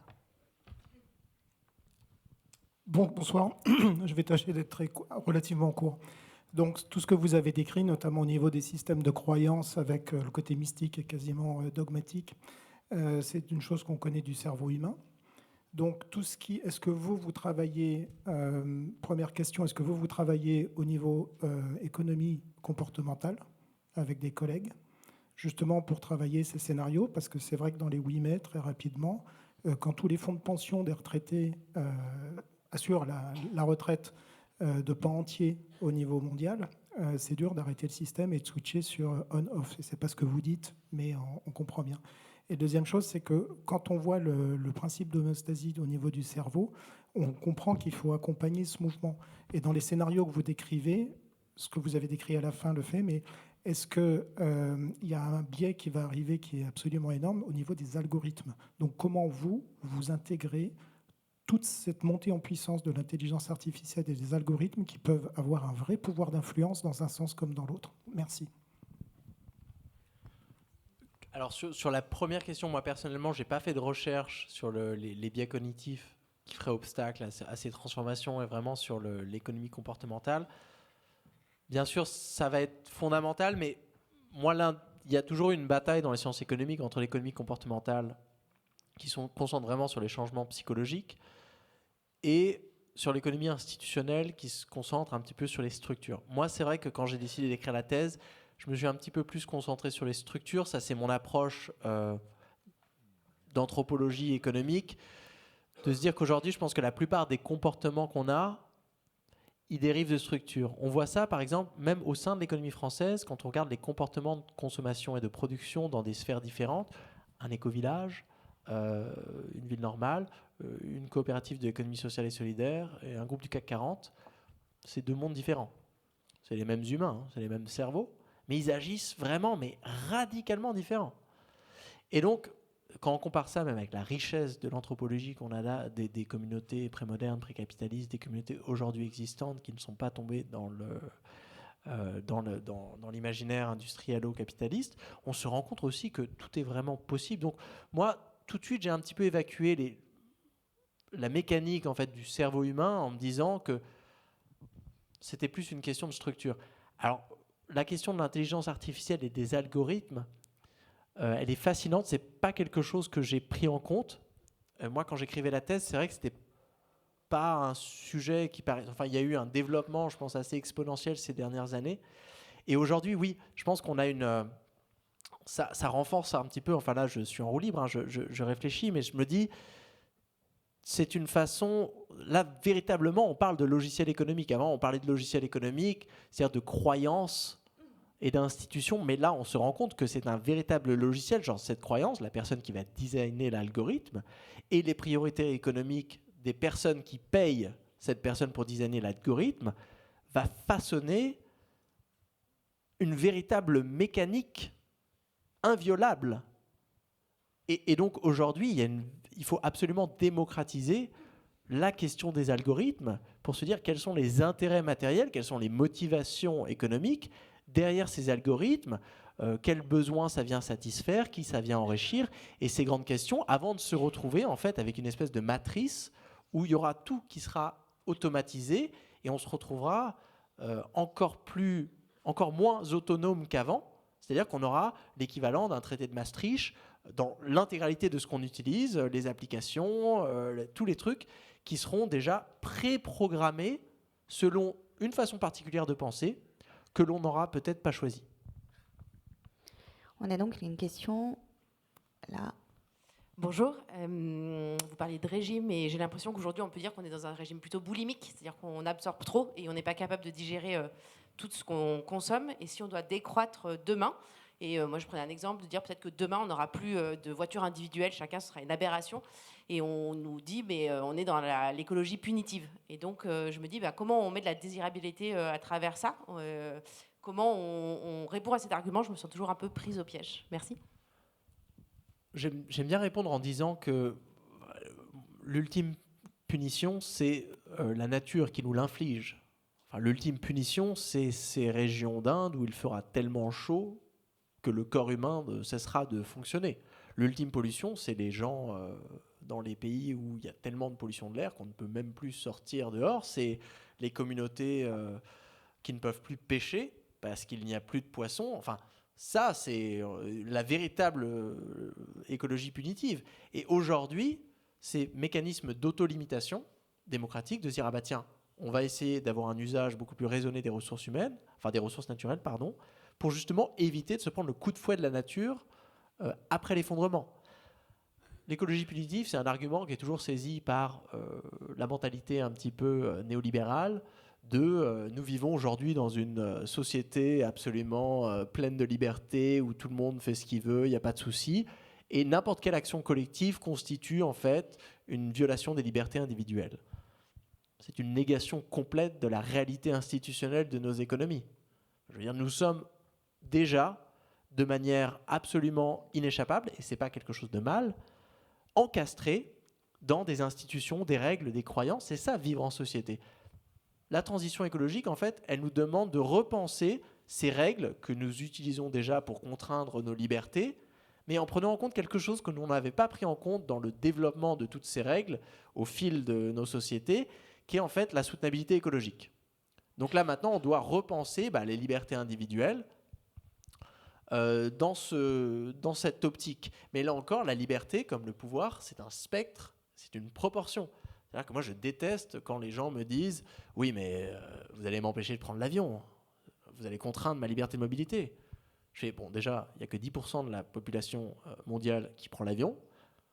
Même en France, quand vous regardez la grande majorité des vols, elle est concentrée sur une minorité des plus riches, en fait, qui volent, c'est-à-dire qui accélèrent leur mobilité momentanément, hein, ce qui est super, ça vous permet de faire plein de trucs, au détriment d'un ralentissement pour le reste de la population sur le très long terme, voire pire. Donc là, en fait, ce n'est pas une liberté, c'est une liberté qu'on doit toujours mettre en proportion. La liberté, aujourd'hui, des personnes à fort pouvoir d'achat de faire beaucoup de trucs et de les faire très rapidement, c'est une liberté, justement, qui va causer une punition écologique, majoritairement, malheureusement, pour les plus vulnérables, à commencer par les personne des pays du Sud.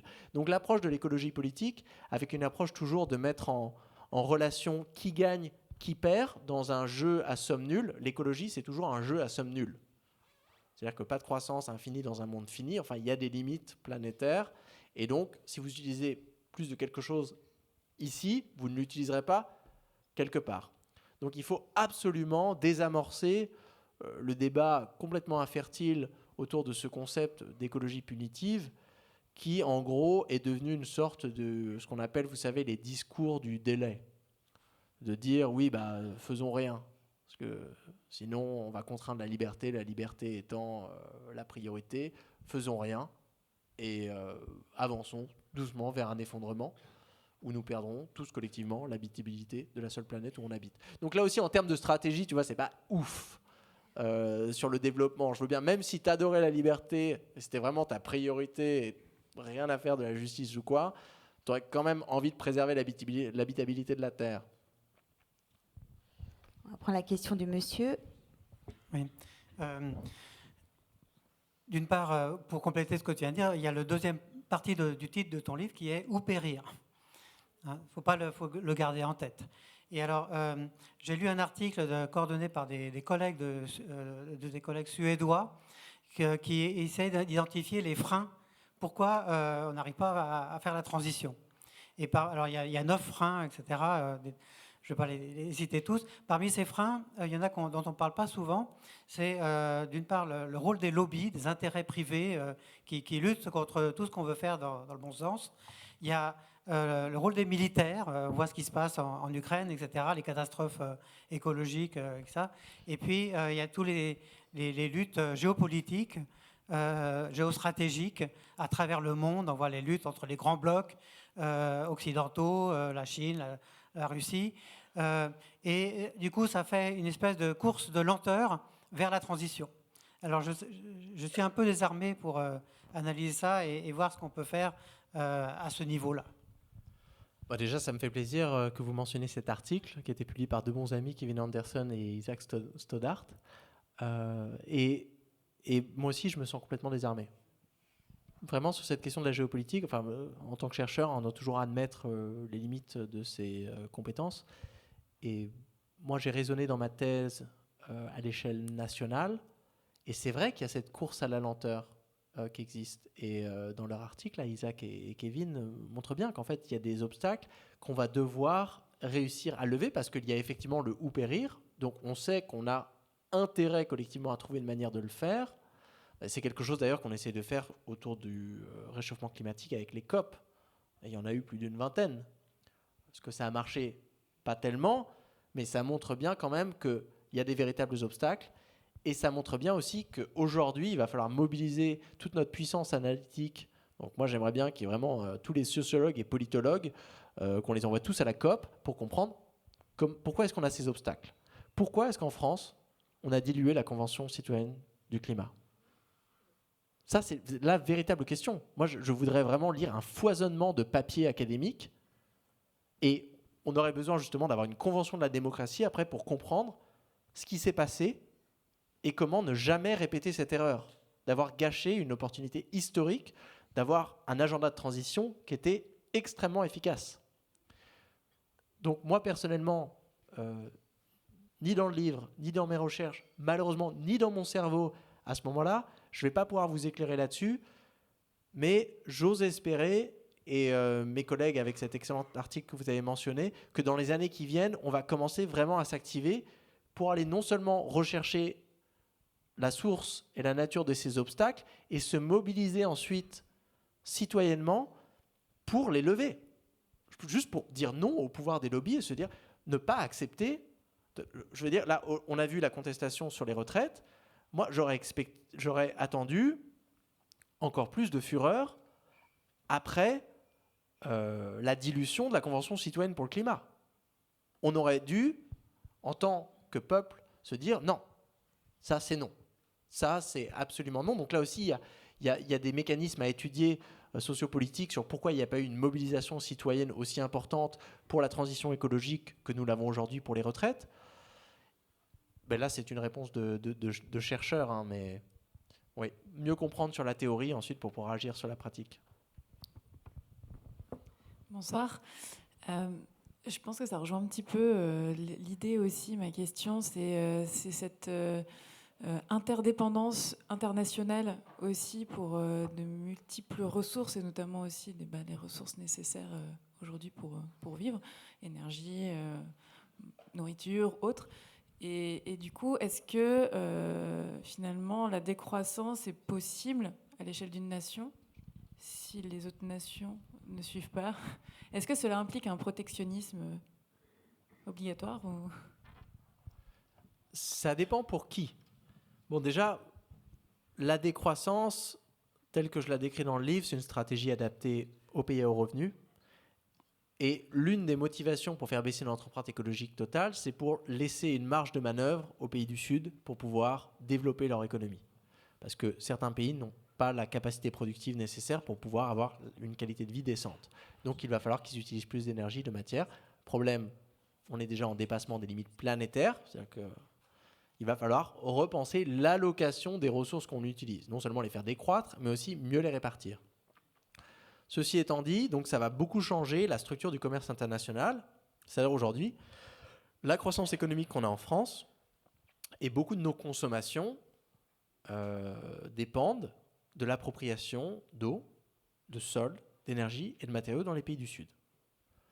Vous savez que la moitié de l'empreinte carbone française, elle provient de ce qu'on appelle des émissions importées.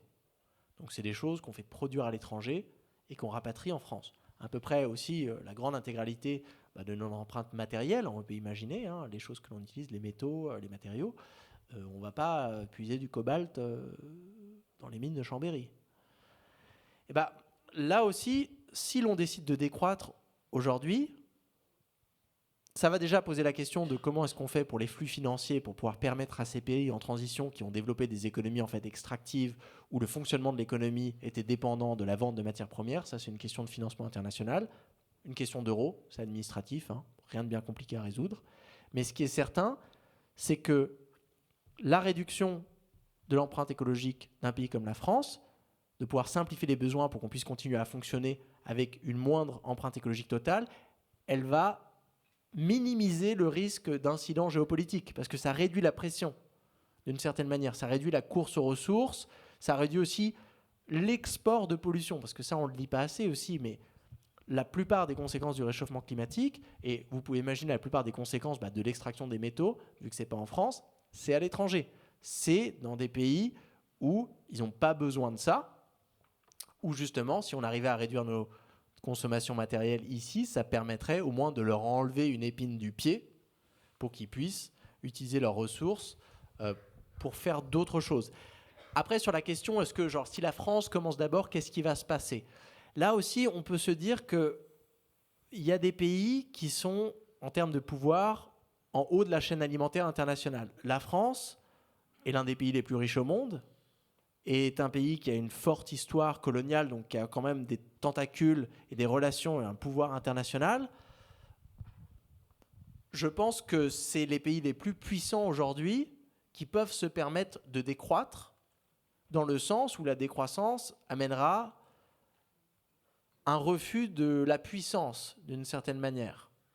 Donc, on pourrait raisonner de se dire, oui, ce devrait être les pays qui mènent l'exemple, mais là on me dirait, oui, mais Timothée, ça n'a aucun sens, la politique internationale est basée sur des notions de sécurité, de compétition, et là aussi, moi je viendrais contester en bon sociologue, de dire, pourquoi ? De la même manière que quand vous comparez le CAC 40 et l'économie sociale et solidaire, vous voyez une économie de la coopération versus une économie de la compétition, il n'y a pas de raison. Quand vous regardez la coopération internationale sur certaines relations entre pays, vous avez des relations synergétiques de coopération et de transition qui s'accompagnent, notamment au sein de l'Union européenne, sur certaines choses. Et de temps en temps, vous avez des relations complètement conflictuelles, même parfois géopolitiquement et militairement des relations guerrières ou quoi. Mais là aussi, il n'y a aucune prédétermination. Donc là encore, je passe la balle aux politologues. Bon courage. Ici. Merci de me donner l'opportunité. J'ai une petite question sur disons, j'en perds mes mots, au niveau de... attendez, ma question c'était... intimidé. Voilà, je reviens sur l'image du régime. Voilà. Le point, c'est sur la décroissance, c'est très clivant. On le voit par rapport au dîner qu'on fait. On a un mal fou à partager cette notion et à convaincre autour de nous. Je reviens sur le fil rouge de la soirée par rapport au régime. Régime, ce qui fait rêver, c'est le poids de forme qu'on va cibler. Okay, c'est ce qu'on va gagner. C'est l'indice de bonheur qui va en découler, des nouvelles activités. C'est pas la partie qui va être très compliquée, pendant laquelle on va faire des sacrifices. On va se priver de choses qui apportent du confort immédiat et qui va être difficile. Du coup, ma question, c'est est-ce que tu t'es posé la question par rapport à ce domaine de décroissance qu'on a tous du mal à disséminer autour de nous, se dire, pour faire le narratif et pour embarquer du monde, pourquoi pas discuter davantage de la post-croissance, ce que tu évoques, plutôt que essayer de convaincre sur la décroissance, ce qui est compliqué et qui ne donne pas la visibilité du bien-être que ça va découler. Et du coup, c'est une question générale à savoir autour de nous. Est-ce que ce n'est pas plus simple de passer plus de temps collectivement à cette post-croissance et la décroissance, on va la faire parce qu'on sera convaincu qu'on veut aller vers la post-croissance, plutôt que l'inverse. Voilà. Ben, là, j'ai changé d'avis, moi, sur ce sujet.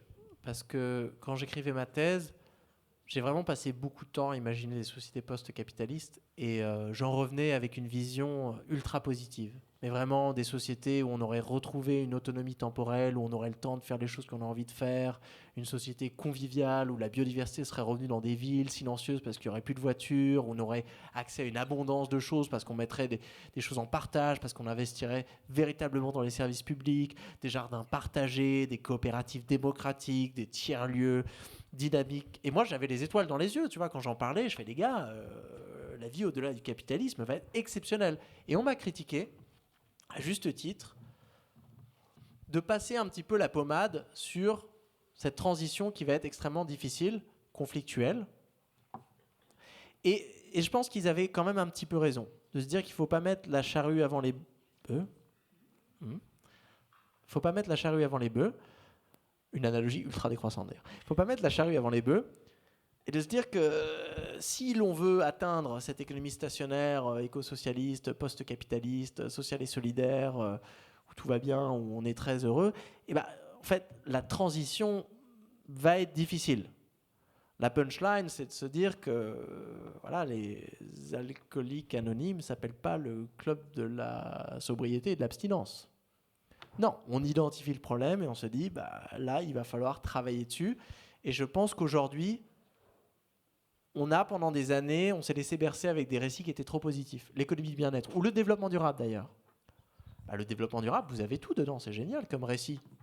C'est un gagnant-gagnant-gagnant, trop bien, chacun y projette sa société idéale. Ça ne nous a pas permis de nous mettre en mouvement, de faire cette grande transformation. Je pense qu'aujourd'hui, pour faire cette grande transformation, bah, il faut mettre les faits en place et admettre que oui, il va falloir renoncer à certaines choses. Ça va être un changement, oui, pour les personnes qui vont devoir renoncer au plus de choses. Pendant une période de transition, ça va être difficile, de la même manière que quand vous êtes en réhab, bah, vous n'êtes pas bien. Les premiers jours, ce n'est pas le gros kiff. Après, c'est un retour à la pleine santé. Je pense qu'on peut s'habituer. Et sur le long terme, ça sera bénéfique, même pour ceux qui font le plus gros renoncement. Et collectivement, il y a vraiment une lumière à la fin du tunnel. Et on peut se créer cette lumière à la fin du tunnel. Mais je pense qu'il faut aussi qu'on s'ouvre la possibilité d'une certaine difficulté, d'un moment de turbulence. Parce que le problème, c'est si on n'a pas ça et qu'on n'a qu'un récit d'économie du bien-être, dès qu'on arrive à un désaccord ou un truc où « Ah bah quoi ? Il faut que je prenne moins l'avion ? Non mais attends, t'avais dit économie du bien-être là ?» Et là, on atteint un blocage. Alors que si on prépare période de turbulence, ça va être difficile. Et en fait, on arrive tellement bien à s'organiser, qu'on a tellement de co-bénéfices qu'en fait, c'est beaucoup mieux que prévu. Bah moi, je préfère dans ce sens-là, où ça va créer un phénomène d'entraînement, de dire « Voilà, en fait, c'est trop bien. Ce qu'on a fait, là, ça a libéré du temps de travail. Maintenant, on ne travaille plus que 4 jours. J'ai le temps de faire ça. C'est beaucoup mieux que ce que je pensais. Ça fait effet boule de neige. Alors que si c'est dans l'autre sens, où tu vends un truc énorme et trop bien, là, le moindre problème, là, les gens font bah, « je le fais pas, alors c'est mort ». On revient à l'étape d'avant, qui est l'étape de l'inaction. Merci, bonsoir. Je suis vraiment ravi de poser cette question parce qu'elle m'intrigue beaucoup. On a vu qu'il y a besoin d'actions collectives, de politiques qui fonctionnent différemment. Or, on vit en démocratie. Et il y a une action dont j'entends jamais parler dans les conférences sur le climat, c'est voter différemment. C'est-à-dire qu'on peut attendre que nos politiques en place changent et puis pleurer, s'indigner qu'ils ne changent pas. Et puis on peut voter pour d'autres gens. Donc j'ai 2 questions. La première, c'est est-ce qu'effectivement ce serait efficace de voter en retirant le pouvoir à ceux qui ont démontré qu'ils s'occupaient pas suffisamment de ces sujets. Et la deuxième, c'est qu'est-ce qui fait qu'on n'en parle jamais? Idéalement, moi j'aimerais qu'il y ait un bouton rouge démocratique, une sonnette d'urgence qu'on puisse actionner, quel que soit le parti au pouvoir, à n'importe quel moment de leur mandat. Si vous amenez le métabolisme économique du pays en zone rouge, vous sortez. C'est simple. C'est que vous mettez en fait en danger l'intégralité, la soutenabilité de l'économie dans le long terme, quelle que soit votre vision du travail, de la liberté, votre vision des inégalités ou quoi. Vous êtes dans le rouge économiquement, ça sort. Bam. Et on vous remplace par quelqu'un qui a un plan véritablement écologique. C'est ça. Donc l'écologie, c'est presque une étape pré-politique. Et donc aujourd'hui, oui, dans un moment où les écosystèmes évoluent rapidement, on a besoin justement d'avoir cette agilité. Notre système démocratique où on vote tous les je ne sais pas combien de temps ne nous permet pas ce retournement, parce que ça nous enferme dans plusieurs années d'inaction. Donc ça, c'est une chose. Et alors oui, ensuite, donc mieux voter, moi, ça serait ça. Je pense que même un parti qui n'a pas de programme écologique, ne devrait pas pouvoir se présenter dans le sens où, je ne sais pas, si vous êtes médecin et que vous pouvez avoir n'importe quelle approche de la médecine, si vous ne pouvez pas garder votre passion en vie, ça ne marche pas.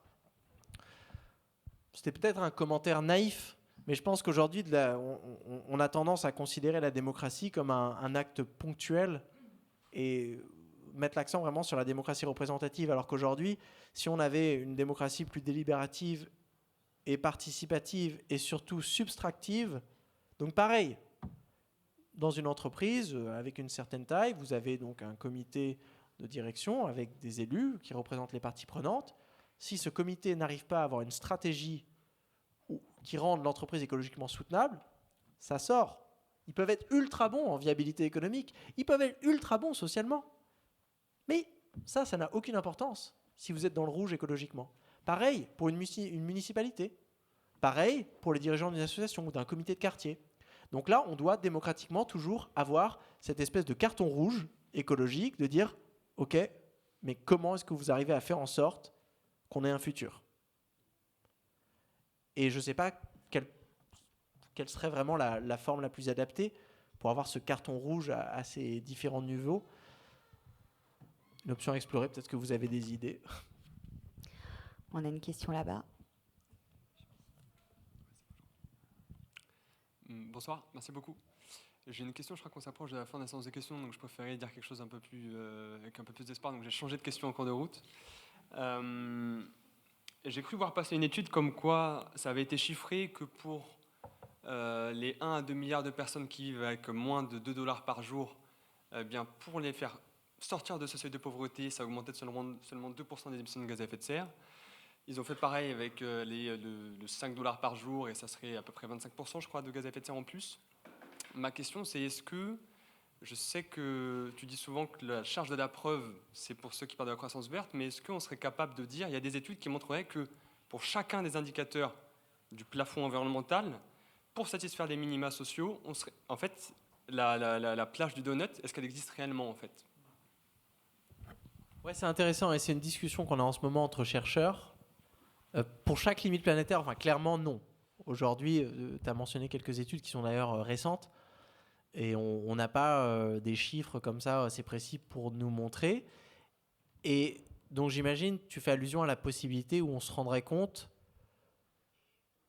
que nous n'avons pas, il ne serait pas possible d'éradiquer la pauvreté, enfin de monter au-dessus d'un plancher social sans dépasser un plafond écologique.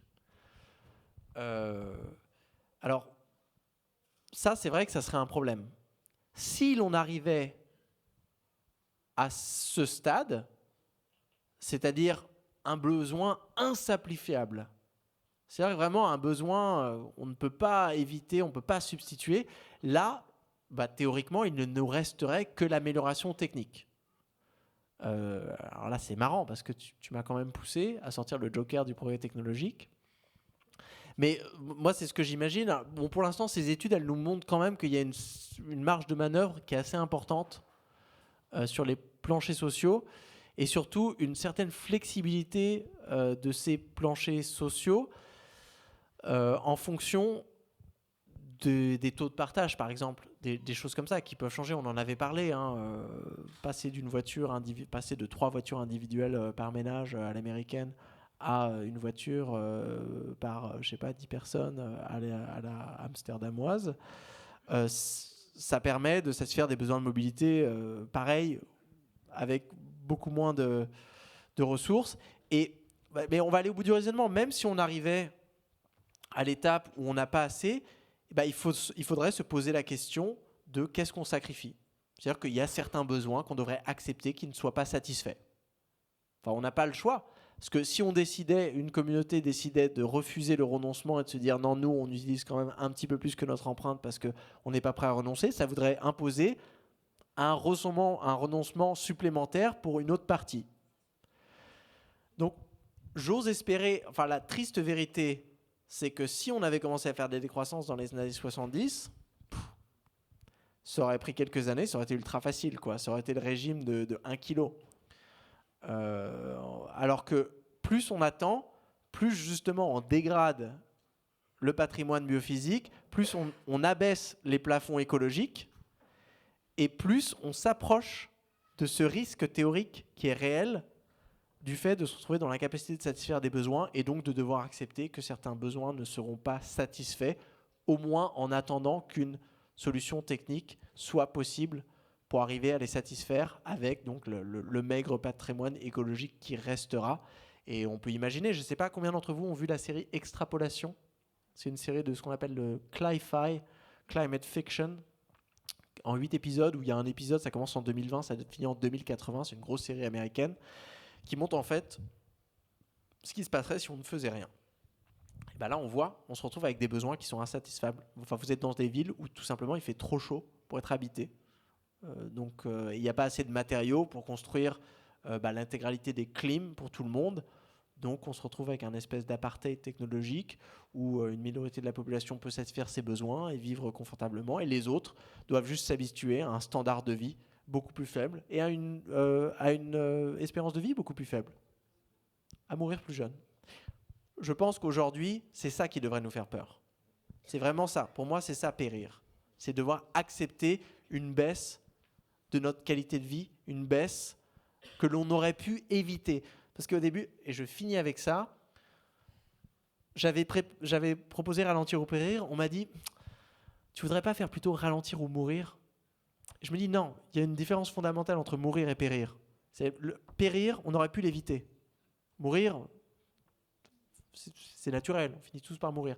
Périr, ça montre bien, on aurait pu l'éviter. Ralentir ou périr, donc, c'est le livre de Timothée Paric, L'économie de la décroissance. Si vous avez envie d'aller plus loin sur les sujets qu'on a évoqués ce soir, il est là, avec la librairie Garin. Si vous n'avez pas encore assez écouté Timothée, c'est possible, vous avez de la chance, parce qu'il revient le 30 septembre et le 1er octobre à Livre en Marche. Et comme l'a dit Dominique, il y a des choses super qui s'y passent. Merci beaucoup Timothée, et merci à vous. Merci.